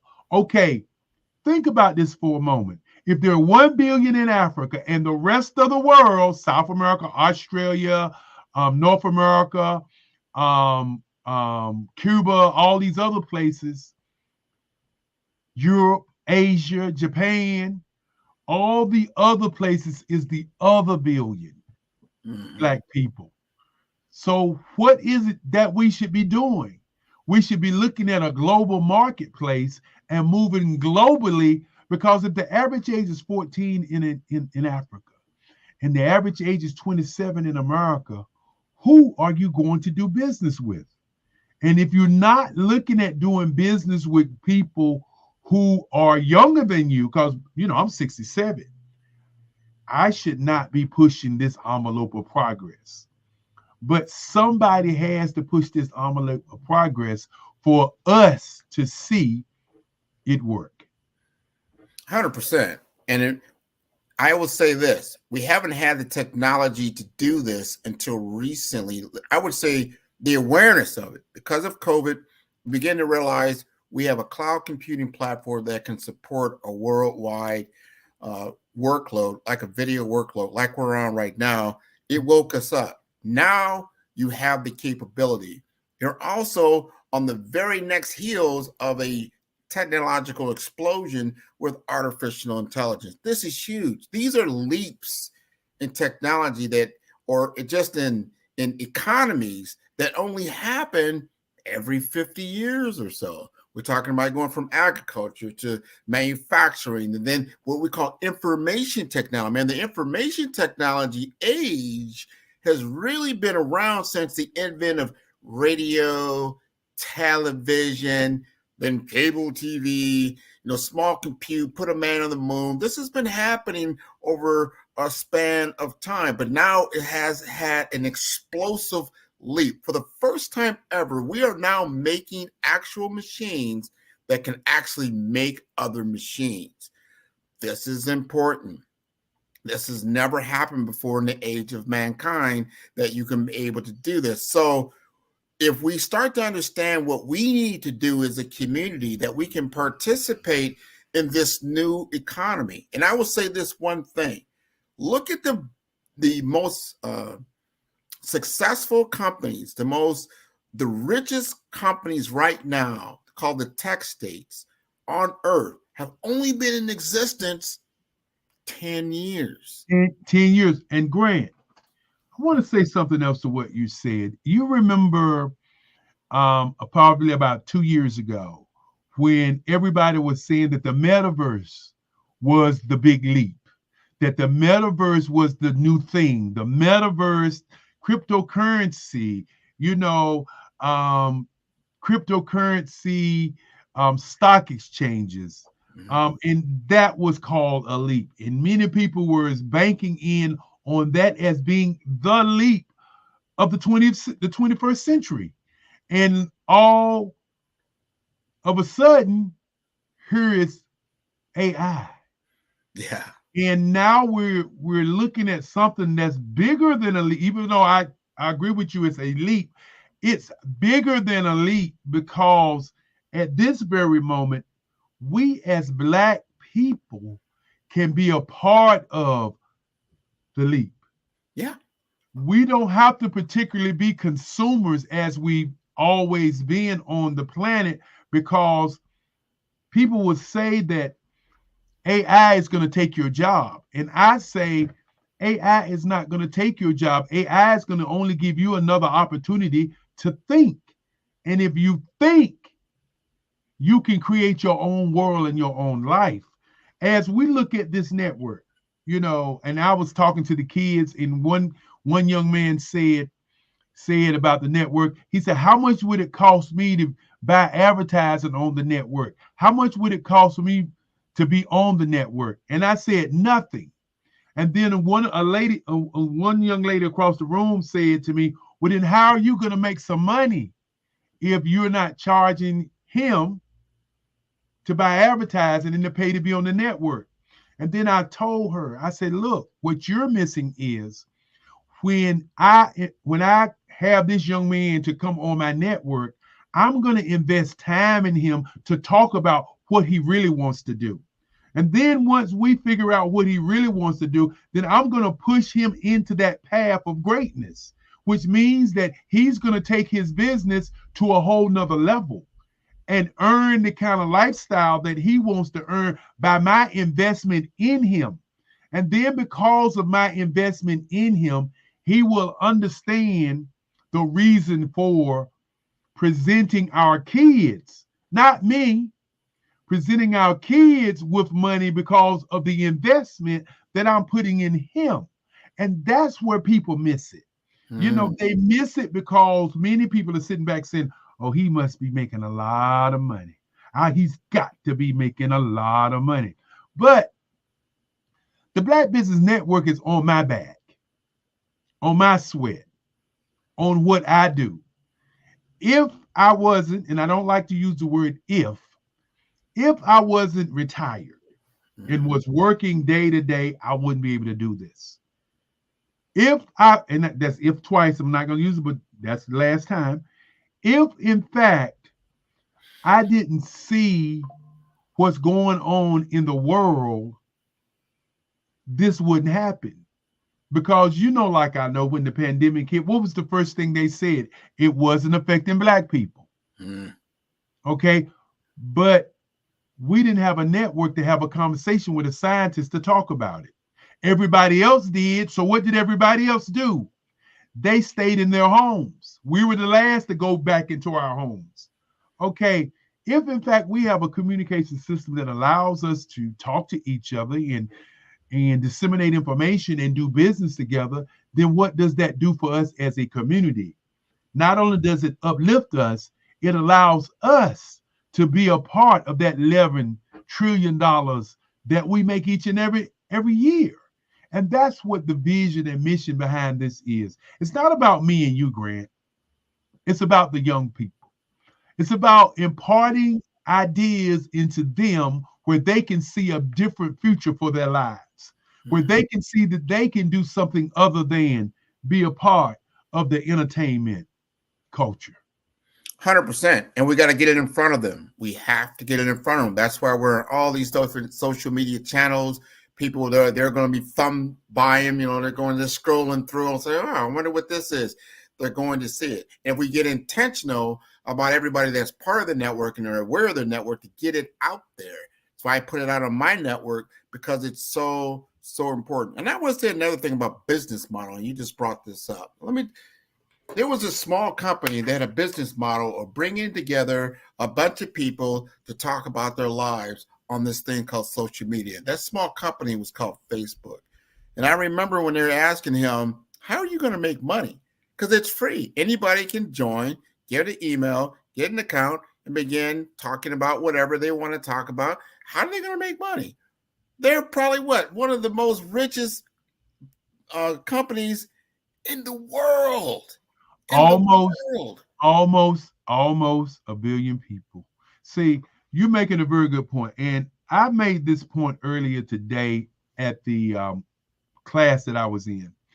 And I was talking to them and I said, I want y'all to think about this for a moment. A company that runs everything is called TikTok. How did TikTok become that company? Well, what TikTok did was they started out with a company that they did testing in China and found out that people like attention.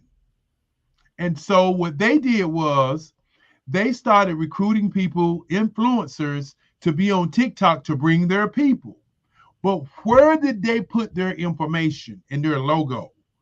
They put their information and logo on Facebook, on YouTube, on LinkedIn, any place that they could push their information, to the point where now everybody was going to TikTok to see what TikTok was doing. That is basically what we're doing.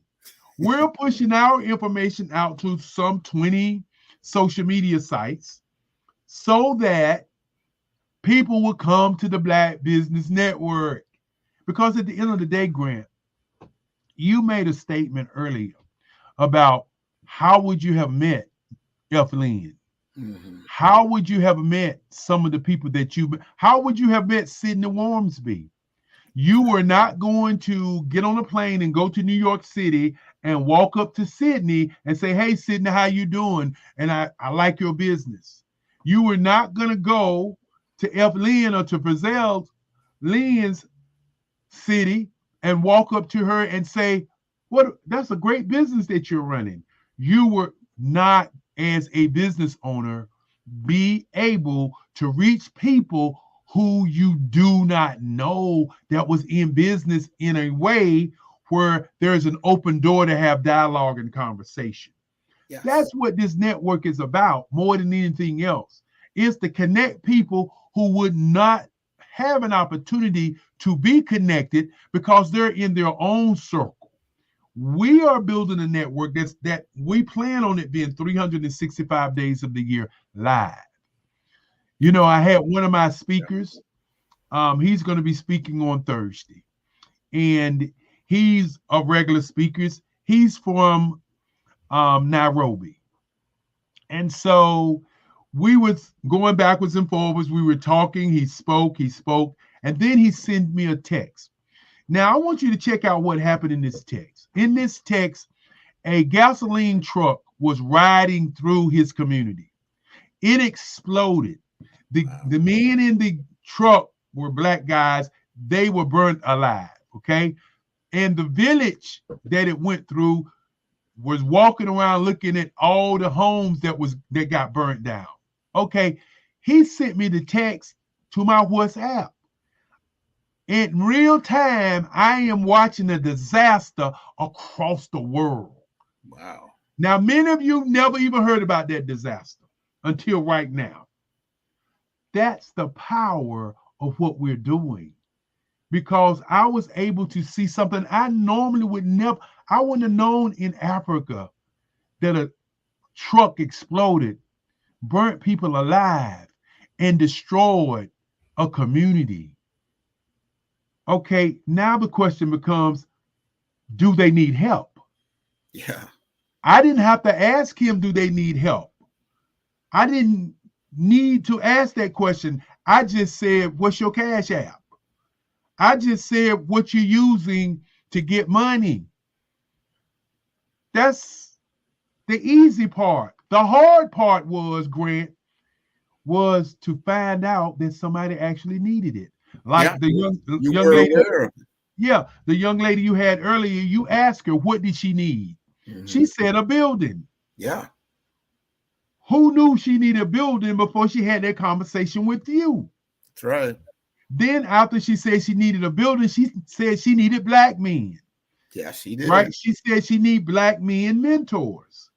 Okay, she said either I need your time or I need your dime. Brilliant statement. But who would have heard that statement if she was at home in her ring of people? That's what this is all about, getting you out of your ring of people and getting you into a global marketplace where you can make a difference in the lives of people. Well, that I can't, that's applause there, because that makes sense. That's what we're doing. We're going to continue to do that. 365. Wow. I don't know of any 365 totally live Black network that's talking about Black business anywhere in the world. So continue on, Dr. Kelly. Thank you so much. And thank you so very much for taking out the time. And we say genius is common. I'll see you on the other side. But one thing I want to leave you with is this. What you are looking for is looking for you. Let's be a group of people living what we want to do, not just loving what we want to do, not just doing what we want to do because somebody else is doing it. Let's live it. When you live what you do, there's no boundaries. And with that, Grant, thank you so very much. I see the wonderful Miss Fazelma Lynn is here. Thank you for being great. Thank you for being our moderator. And again, as I say, what you're looking for is looking for you. Thank you. That was an excellent conversation. Oh my goodness. Now, the Black Business Expo's mission is to raise funds for high school seniors going to college or K through 12 entrepreneurs. The expo is a fundraiser for students. You may go to www.blackbusinessexpousa.com to donate to the scholarship fund, or use the Cash App that is on the screen below at $BBXUSA. Our goal is to give laptops and up to $5,000 to 10 students. Students can register online at www.blackbusinessexpousa.com. Every dollar counts. So we want to remind you to donate to the scholarship fund. We want to thank our Black Business Expo USA sponsors for March 2024. NC 100, Moody Capital Partners, Suede Soul, Lotus Richer Coaching and Training, The Hello LLC, Carolina, Virginia Minority Supplier Development Council, Step Management, Barbara H. Smith LLC, Margie McLean Foundation Incorporated, Genius is Common, Earth Essentials, Mullane Shawnee Global, 5-Star BDM Media, Executive Women's Success Institute, The Quality Coaching Company, Superwoman Business Services, Creative Force Studios, Lee Entertainment, Artistic App Design, Black Business Expo USA. And remember, genius is common, and I'll see you on the other side.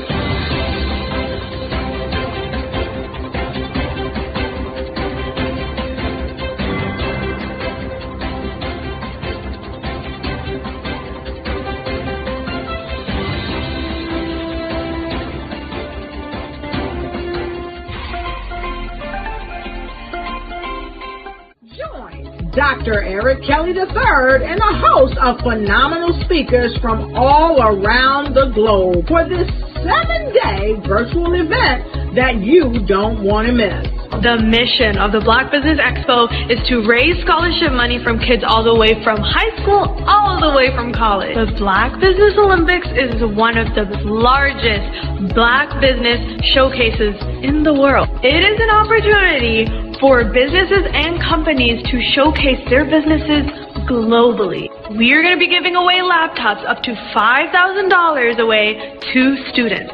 Again, I'm Olivia Appleberry, the founder of 2 Cents Finance and one of the speakers for the expo. I am so excited to see you there. For more info, go to www.blackbusinessexpousa.com or call 919-308-9090 and hope to see you there.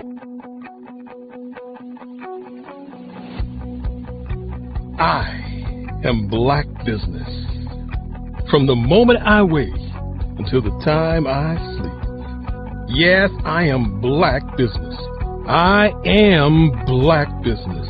Tell me, are you Black Business? I am Black Business. Do you support Black businesses?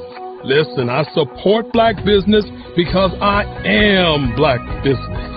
Black Business Expo, one of the largest business showcases in the history of Black business in the world. The world!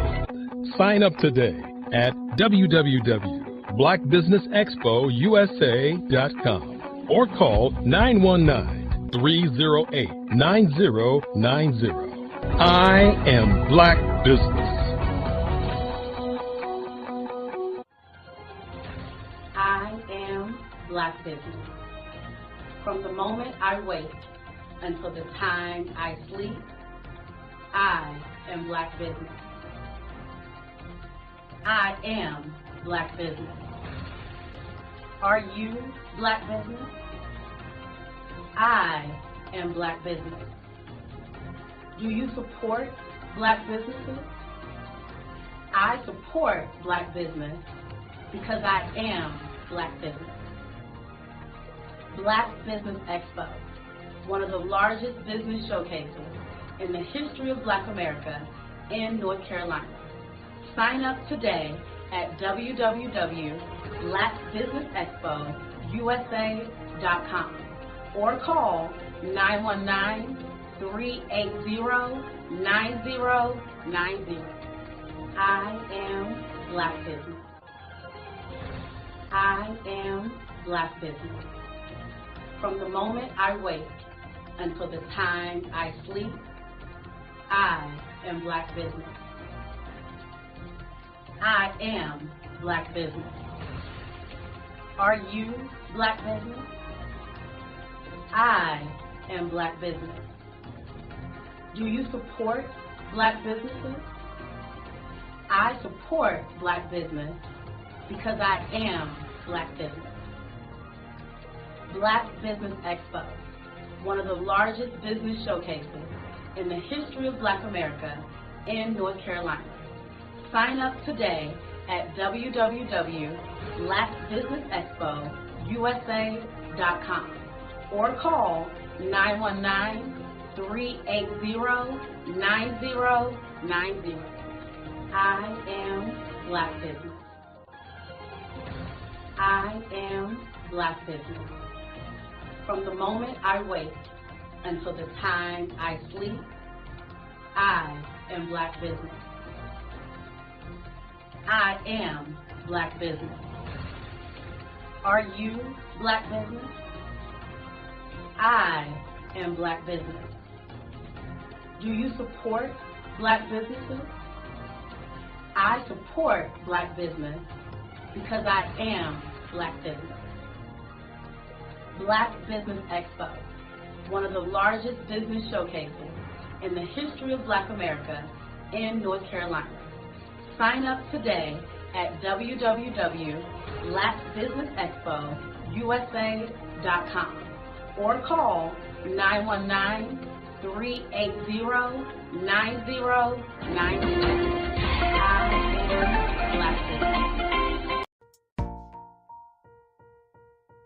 Have you ever seen a parent stressed out and needed a stress reliever with their child? One morning, I was coming out of a store and saw a mother and her 3 or 4-year-old son. She was highly upset, actually beginning to yell at him.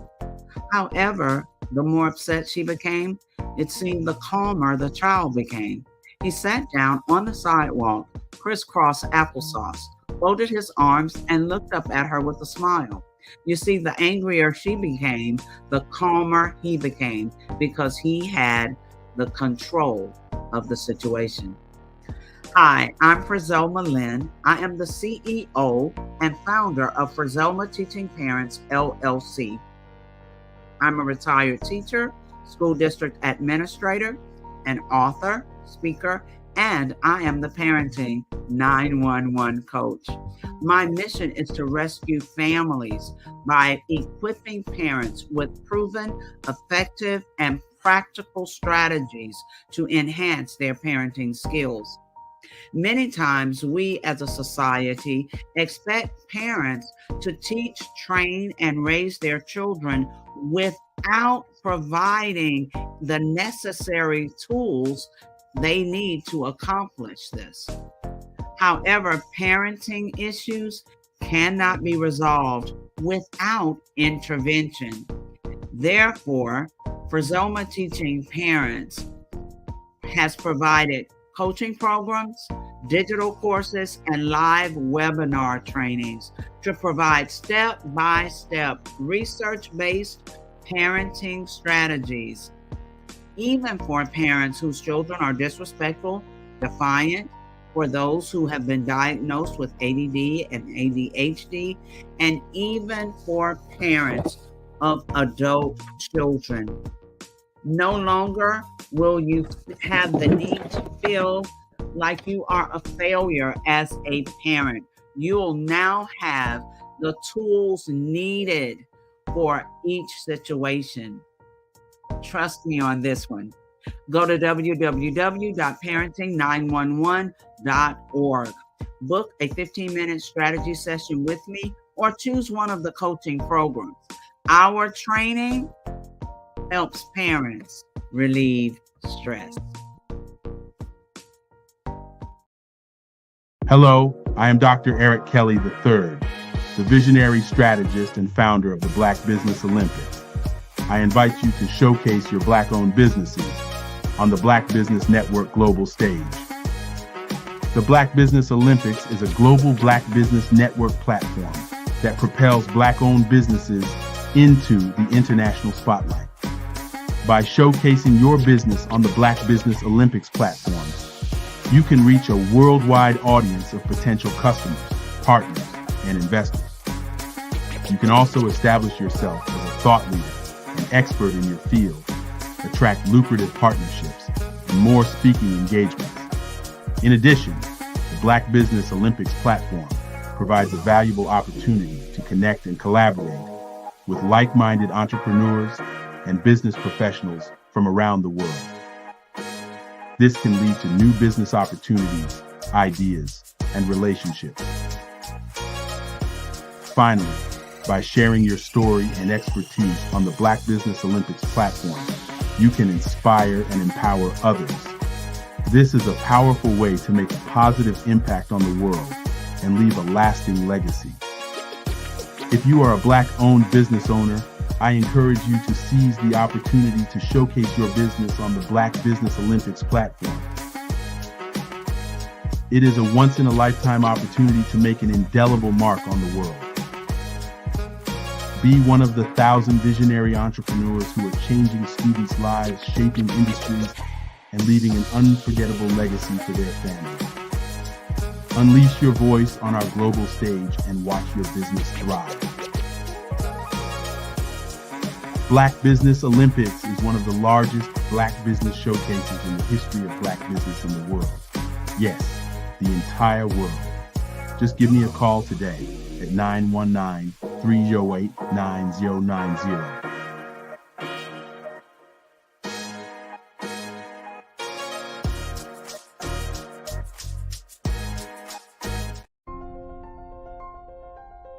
What if you could build your own city? A place where every child can find nurturing people to help them achieve their full potential. A place where every adult can access job training support, where health education is abundant, where social justice ruled the land. A place without limitations. Welcome. You have arrived at STEM City USA. It is what every city should be. A safe and trusted community where you find people and resources to help you become everything you are and beyond.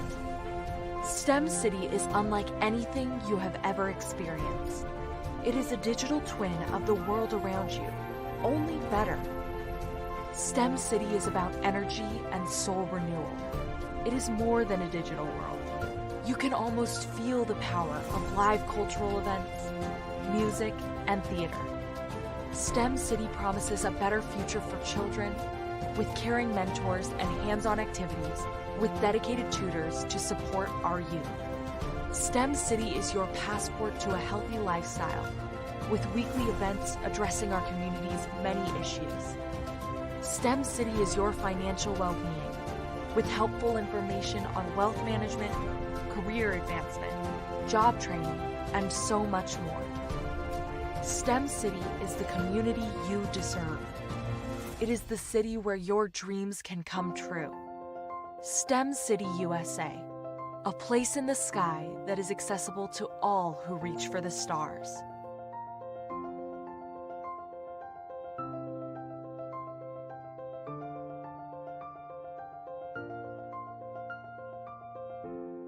Artist to me is a creative expression of something from nothing.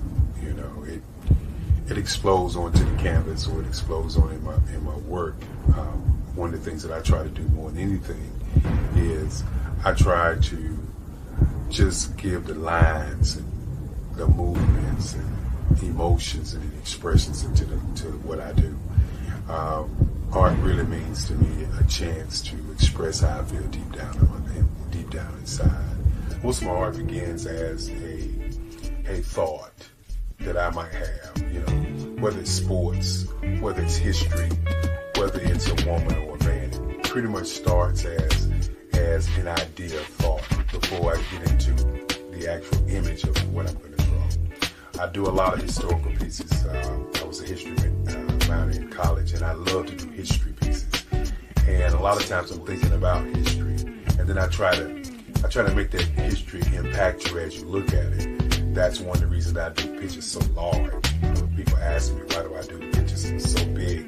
And I tell them, I want the piece to impact them as they're looking at it. To kind of dominate them, dominate their space. And most of my pieces I try to do off page. I don't try to do anything that's going to be in those four corners or in a square. And I want your imagination to be a part of the piece that you're looking at.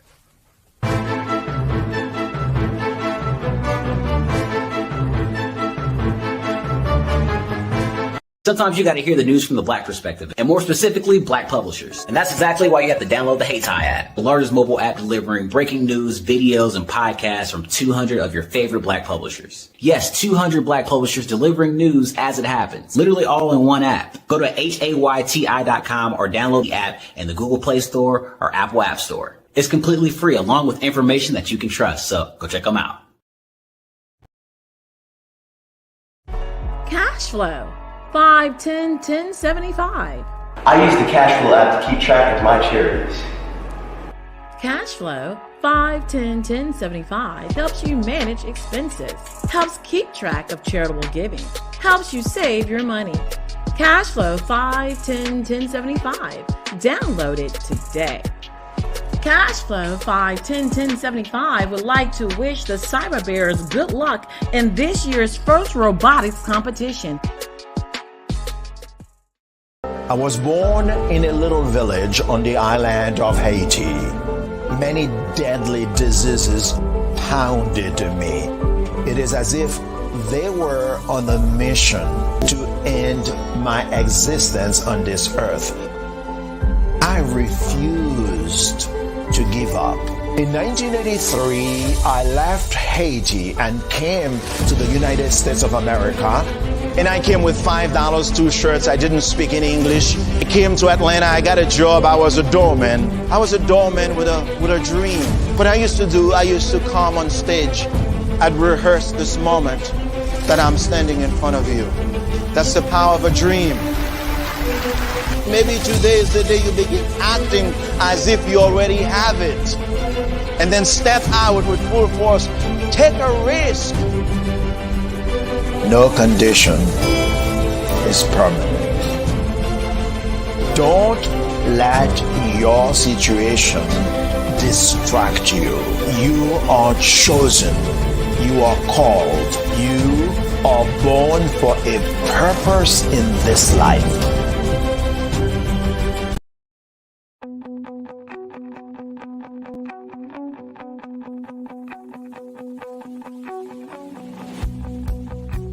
I am Black Business. From the moment I wake until the time I sleep. Yes, I am Black Business. I am Black Business. Tell me, are you Black Business? I am Black Business. Do you support Black businesses? Listen, I support Black business because I am Black Business.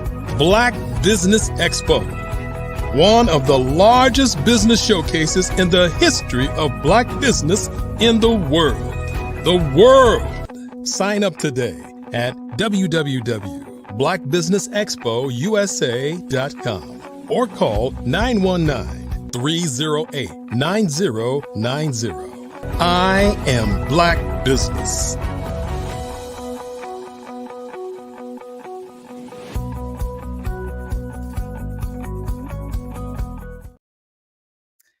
Good evening, business owners, entrepreneurs, thought leaders, and corporations.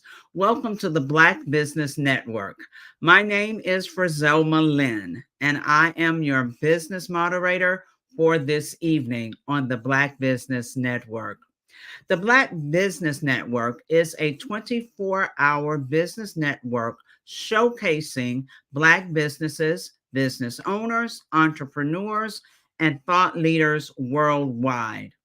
We have speakers from North Carolina, London, Singapore, Africa, Japan, and cities all over the United States.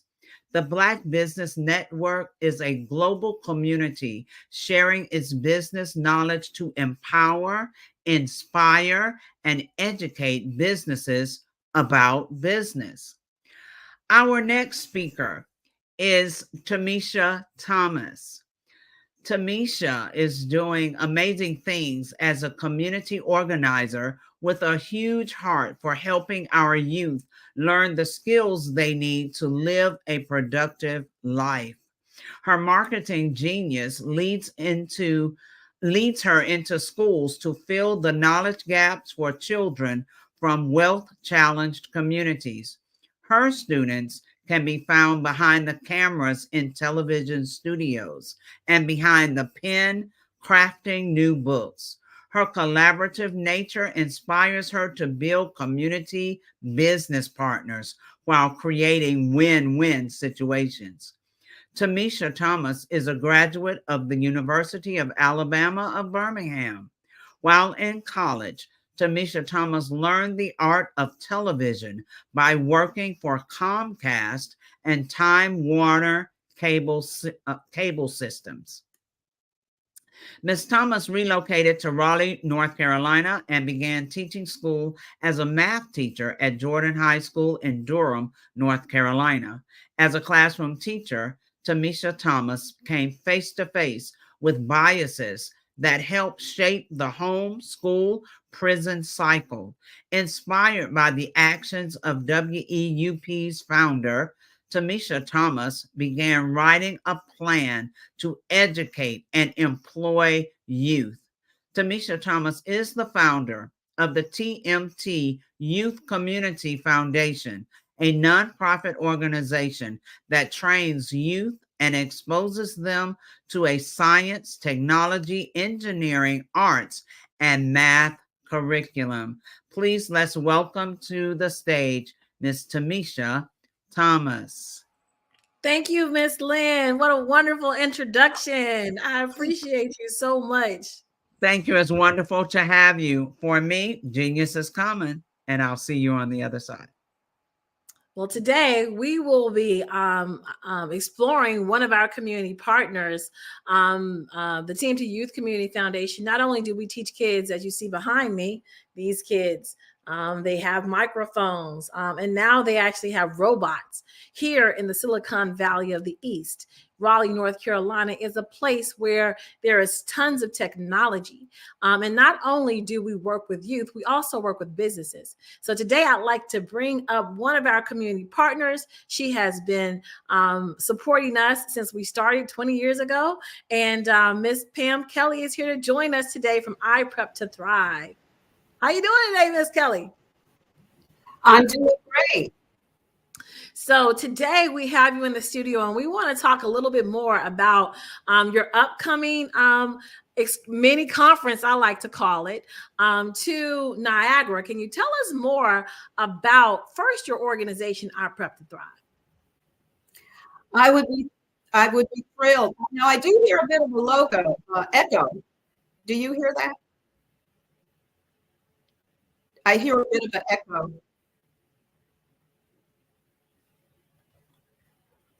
And I'll wait for your response, Tamisha. Okay. Yeah. So no, I don't hear the echo, Miss Kelly. You may want to maybe turn down your volume a little bit. Okay, I'll turn it down. How's that? Okay. Well, I'd love to share some information about what I do. My name is Pamela Kelly with iPrep to Thrive, which is a preparedness organization that focuses on what I call Tier 1 preparedness, because there's so many variations when people talk about preparedness. It's really all over the map. So I concentrate on empowering and providing resources for individuals to achieve three things: a cash stash preparedness fund, which is so very important, especially since the pandemic. In addition, acquire a preparedness skill. For instance, I am a ham or amateur radio operator. There's especially a need in our community, the African American community, for emergency communication preparedness. So that is a skill that's very much essential and needed. Also, we have to have a food preparedness pantry. Every event, whether it's been a shutdown or the pandemic, everyone experienced some kind of limited access to being able to go about their business, go to their job, even go to the supermarket. So we now have to be prepared at all times to have a 21-day food pantry. In addition, and the fourth thing is that we have to have our documents in order. And I will share with you a statistic that at this time in America, 63% of the American population is not prepared in terms of financial preparedness, having proper documents in order, and having food preparedness. And those documents actually relate to two things: your will and your living will. So those are the things that I concentrate on. Well, preparedness for long-term things such as retirement. That's probably what is next in mind for people when they're thinking of preparedness. But I concentrate on some of the basics, those fundamental things that we all need to have in place in order to remain resilient in the midst of daily challenges and survivable at-risk events. So you're prepping for a better future, making sure that the documents are in place, making sure there's a food pantry. But you also are doing something when it comes to ancestry, the past, and the future.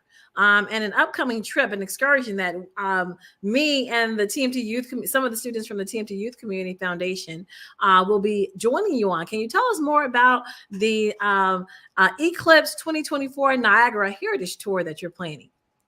Oh, I'd be glad to. And here's the connection between preparedness and the event that I am hosting. Because when we're able to prepare, we're able to take advantage of opportunities to do the things that we like in life, such as travel. So I have the pleasure to host an event called the Eclipse 2024 Niagara Heritage Tour, which will actually be taking place in just less than 2 weeks, April 6th through 8th at Niagara Falls in New York.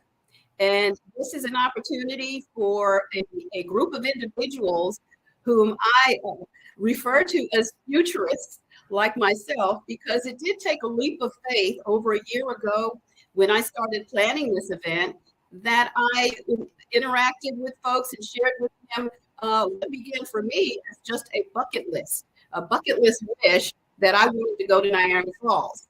Well, it just so happens there was also an eclipse taking place, but the Niagara Falls area is such a rich historical landscape that stretches back to the 1800s. As you know, Harriet Tubman was very instrumental in the Underground Railroad.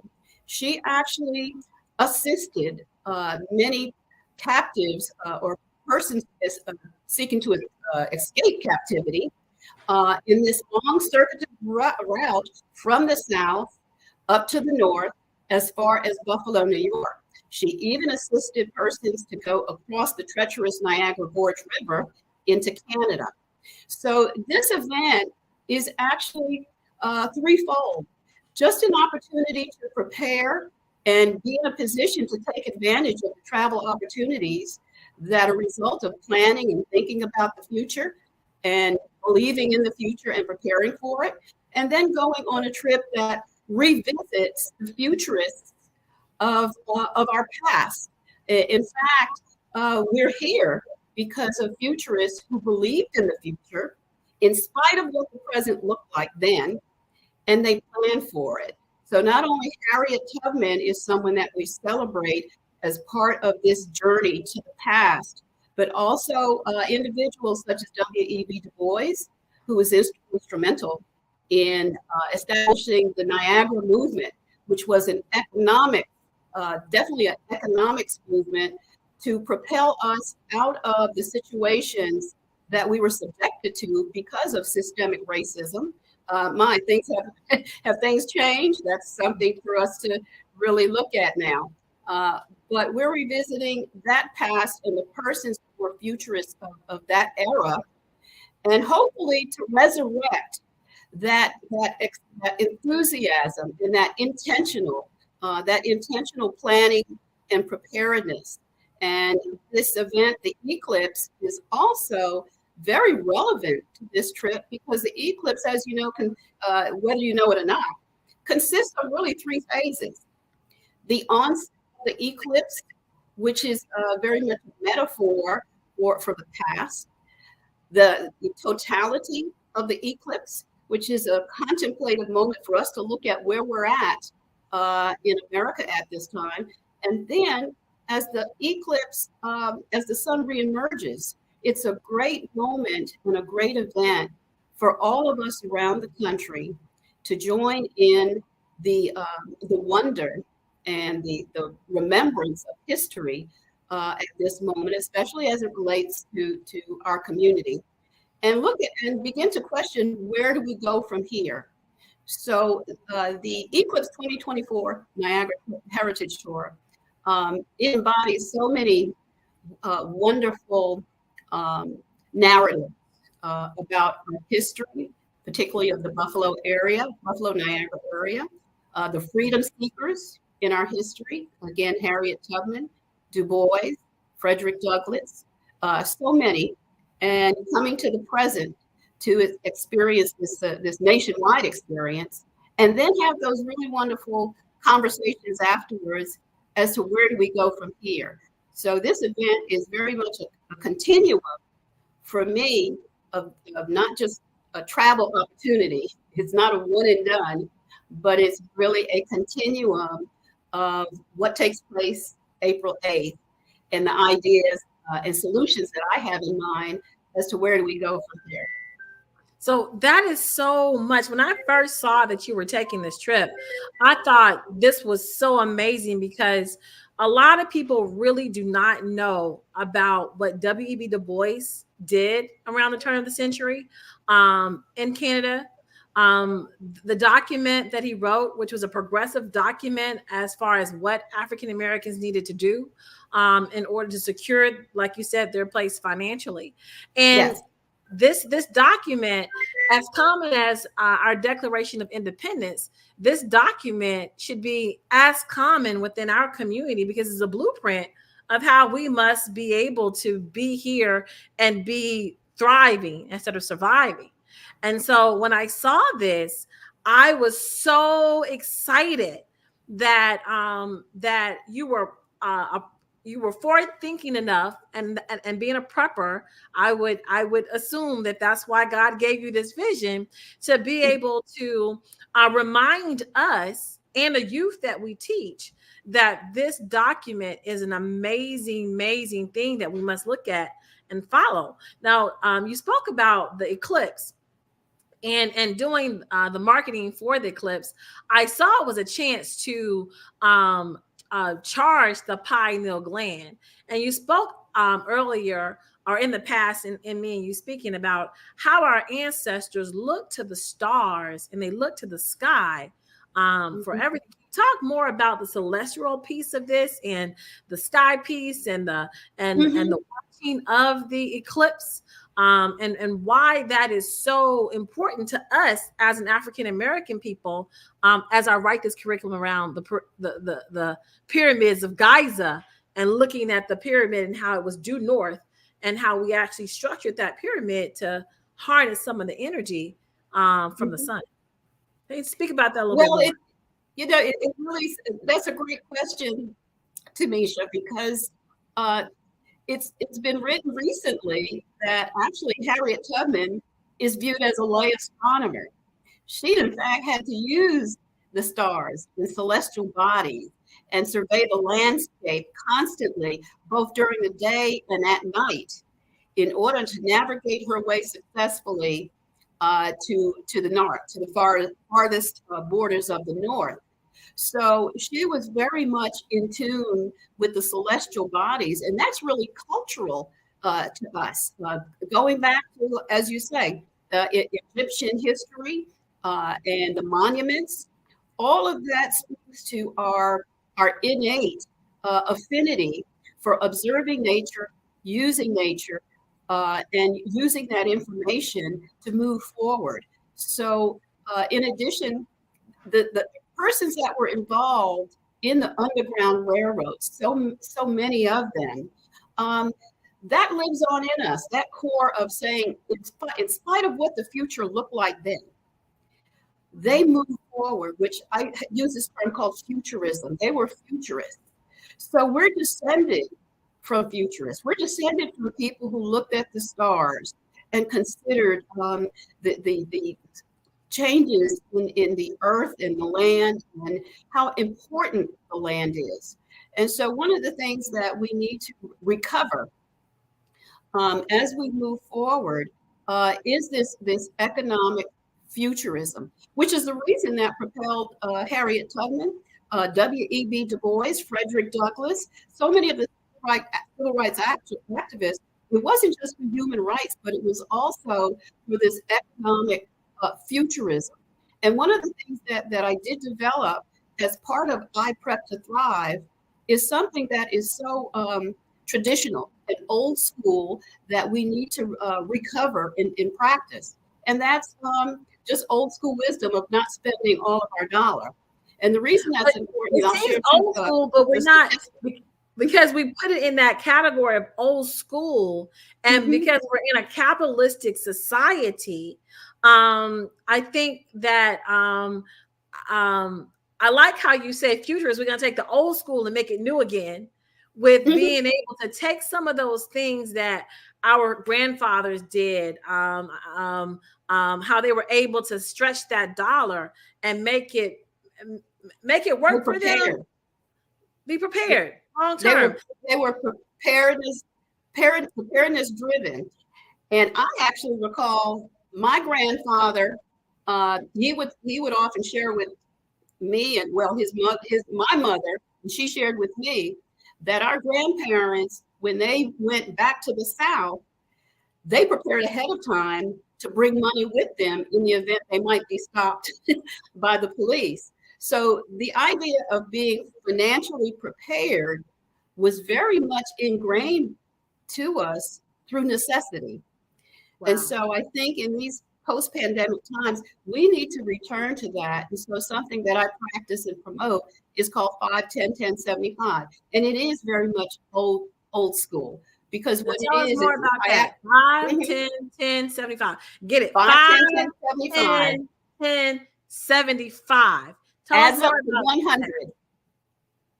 And what that is, for instance, if you take $1, you should not spend all of your dollar.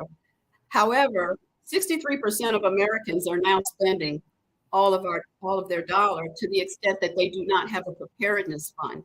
And I can relate to this because I was, during Hurricane Fran and different events in my life, I found that the habit of not saving or consuming all of my dollar caused me to miss a lot of opportunities. So I began to I had to change. And that's a hard thing to do sometimes, but when you have tools to do it. So again, I created a tool. It was in Excel, Microsoft Excel, which most of us old school or baby boomers are familiar with, but I have since converted it into an iPhone app and an Android app. So it's now available to everyone. And it's very simple, again, old school traditional financial wisdom.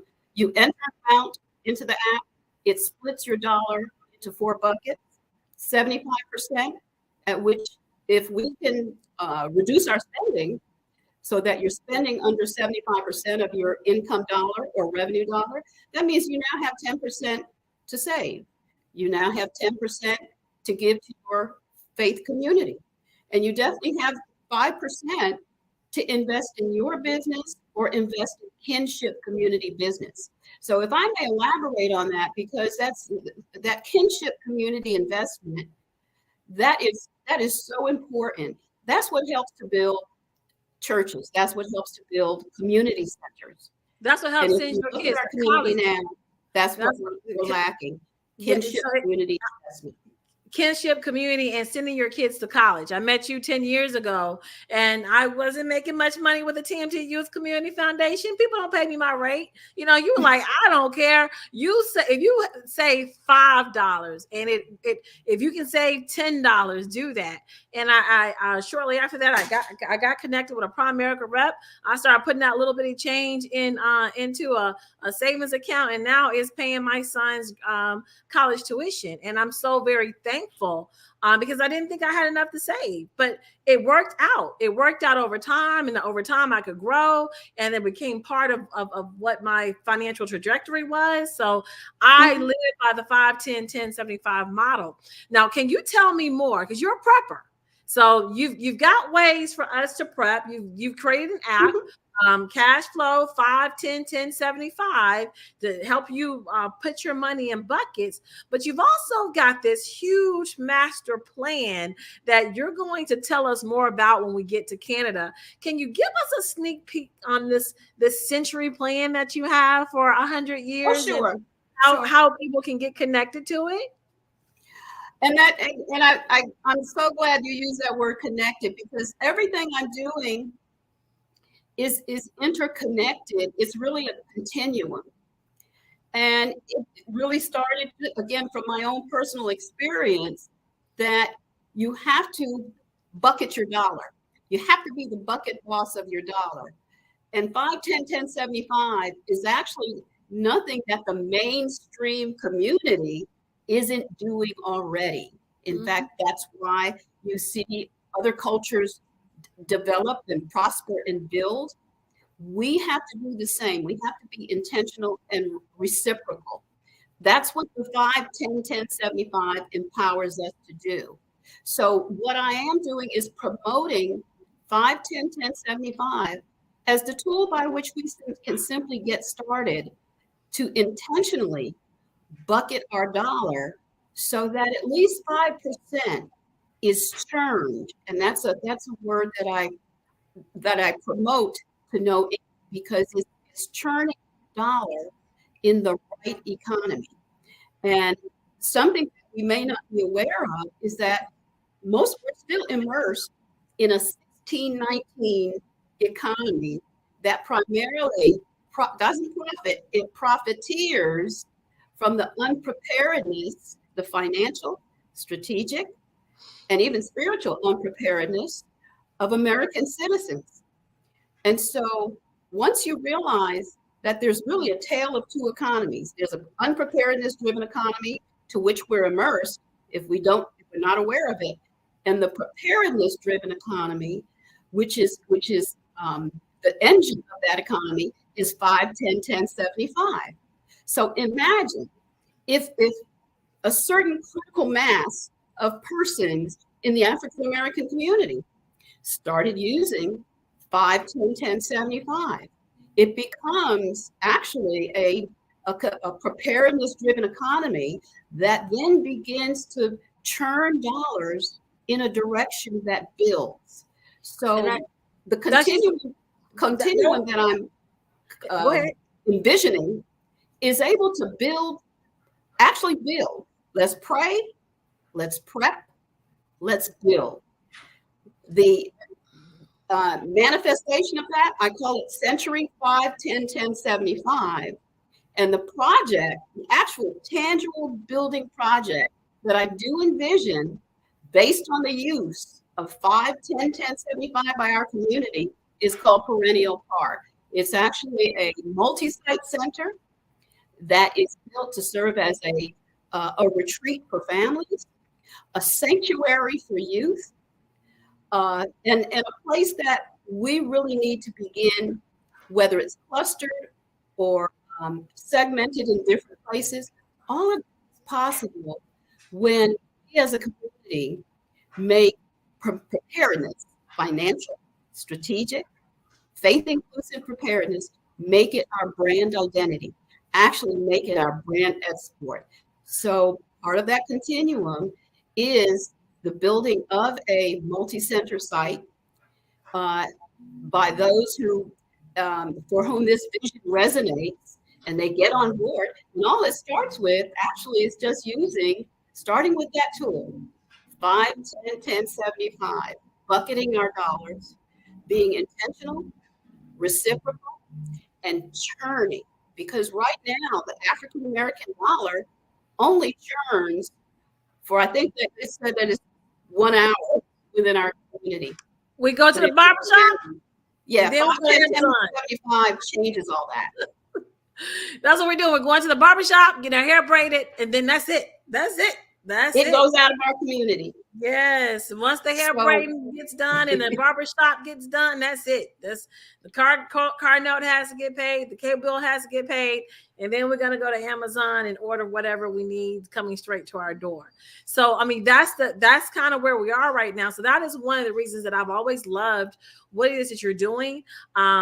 Century, the Century building. Yes, Century is based on 5, 10, 10, 75.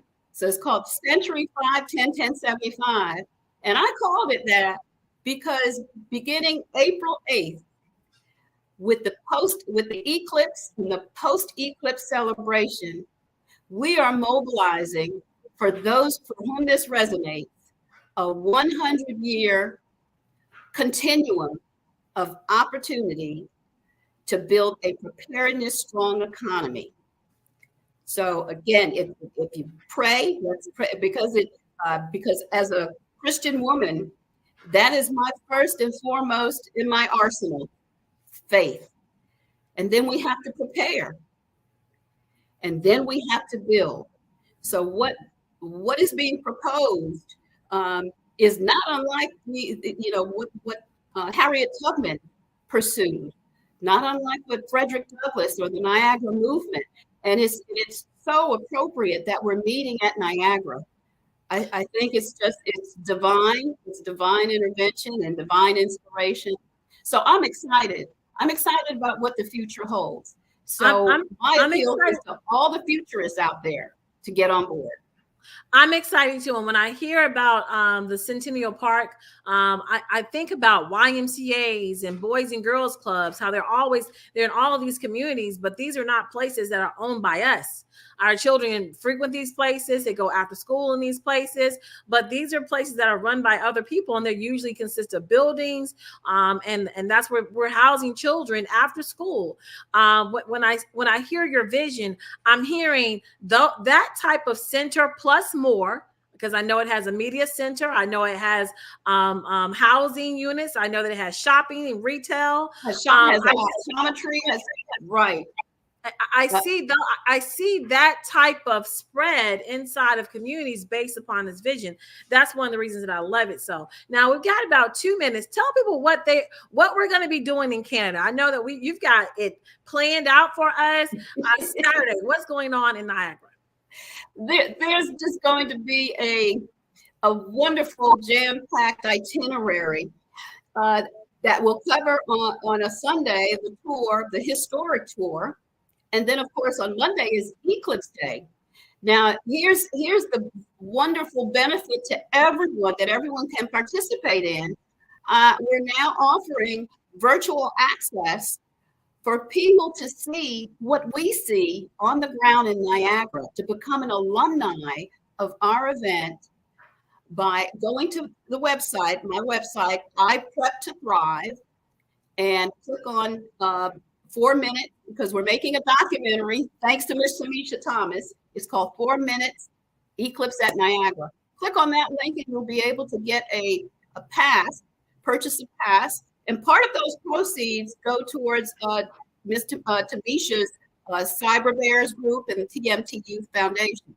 So participate with us. Even though we'll be there, we're saying everybody join us and become an alumni, because when you become an alumni, you're now part of that wonderful mobilization of seeing what the future holds when we practice preparedness, faith, and start to build.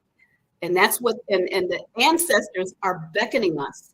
They're beckoning us to do that because our youth need it, our elders need it, our families need it. Well, Jeans is coming, Miss Kelly, and this has been an amazing 45 minutes with you letting us know what we're going to be doing in Canada. I can't wait till we get there. I can't wait to do this documentary, and I can't wait for people to understand exactly what this vision is. And so we want to thank you. And if I may repeat, Tamisha, the where they can go to get information. Yes, you can. Yes, visit iprep2thrive.com. All the information is there. You can see the building plan. Go to Perennial Park. You can see information about the tour, and you will see information on how to get your virtual pass to our tailgate party. That's so right. iprep2thrive.com. iPrep to Thrive, guys. iPrep2thrive.com, and make sure you go there and check us out. Check us out live as we view the eclipse. And Genius is coming. We will see you on the other side. Thank you so very much, ladies. That was amazing. Thank you, Ms. Tanisha, for the fireside chat. And thank you so much, Ms. Pam Kelly, for the information. I'm looking forward to the documentary.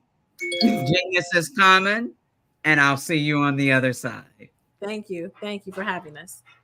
Thank you.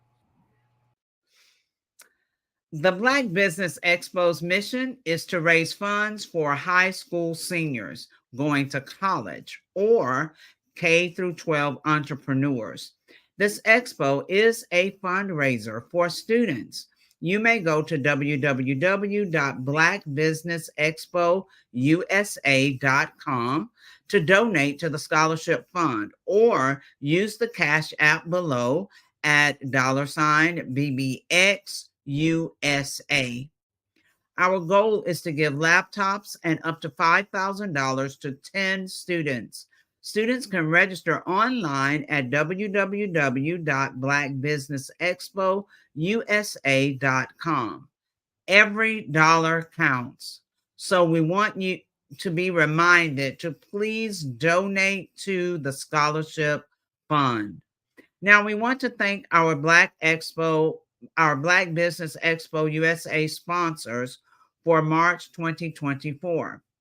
NC 100, Moody Capital Partners, Suede Soul, Lotus Richade Coaching and Training, Carolina, Virginia Minority Supplier Development Council, Step Management, The Hello LLC, Barbara H. Smith LLC, Margie McLean Foundation Incorporated, Genius is Common, Earth Essentials, Melanie Shawnee Global, 5-Star BDM Media, Executive Women's Success Institute, The Quality Coaching Company, Superwoman Business Services, Creative Force Studios, Lee Entertainment, Artistic App Design, and Black Business Expo USA.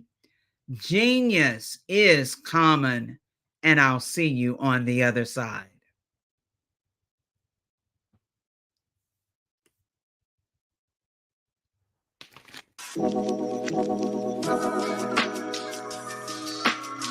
The African company and the African CEO is making a conscious decision to bring on someone external to the continent versus bringing on someone who is from Ghana or Kenya or South Africa.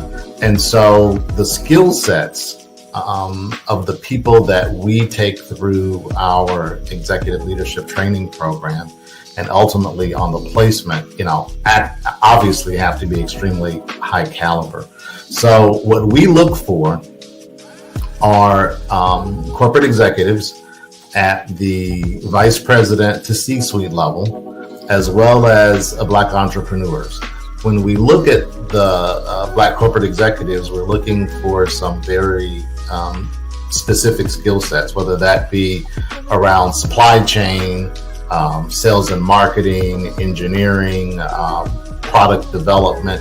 We want our folks to be able to add immediate value to the corporate board, right? And the other thing is, even if they don't necessarily have specific industry experience, they're bringing a diversity of thought.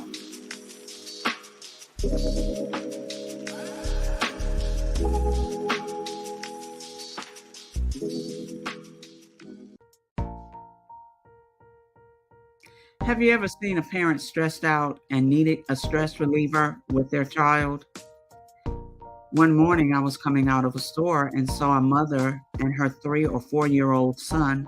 She was highly upset, actually beginning to yell at him. However, the more upset she became, it seemed the calmer the child became. He sat down on the sidewalk, crisscross applesauce, folded his arms, and looked up at her with a smile. You see, the angrier she became, the calmer he became, because he had the control of the situation. Hi, I'm Frizelma Lynn. I am the CEO and founder of Frizelma Teaching Parents, LLC. I'm a retired teacher, school district administrator, an author, speaker, and I am the parenting 911 coach. My mission is to rescue families by equipping parents with proven, effective, and practical strategies to enhance their parenting skills. Many times we as a society expect parents to teach, train, and raise their children without providing the necessary tools they need to accomplish this.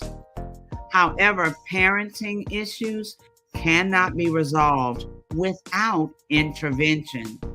Therefore, Frizelma Teaching Parents has provided coaching programs, digital courses, and live webinar trainings to provide step-by-step research-based parenting strategies, even for parents whose children are disrespectful, defiant, for those who have been diagnosed with ADD and ADHD, and even for parents of adult children. No longer will you have the need to feel like you are a failure as a parent. You'll now have the tools needed for each situation. Trust me on this one. Go to www.parenting911.org. Book a 15-minute strategy session with me or choose one of the coaching programs. Our training helps parents relieve stress.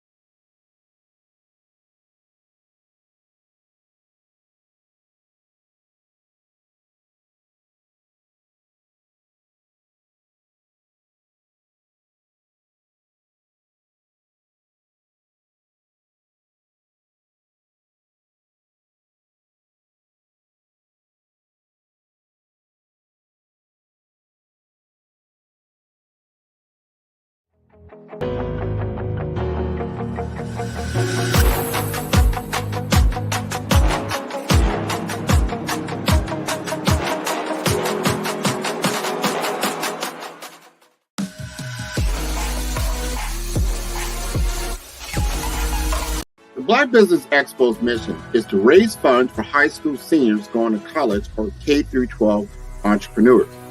This expo is a fundraiser for students. Please, you may go to www.blackbusinessexpousa.com to donate to the scholarship fund or use the Cash App at $BBXUSA. Our goal is to give laptops and up to $5,000 to 10 students. Students can register online at www.blackbusinessexpousa.com. Every dollar counts. Please donate to the Black Business Expo USA Scholarship Fund.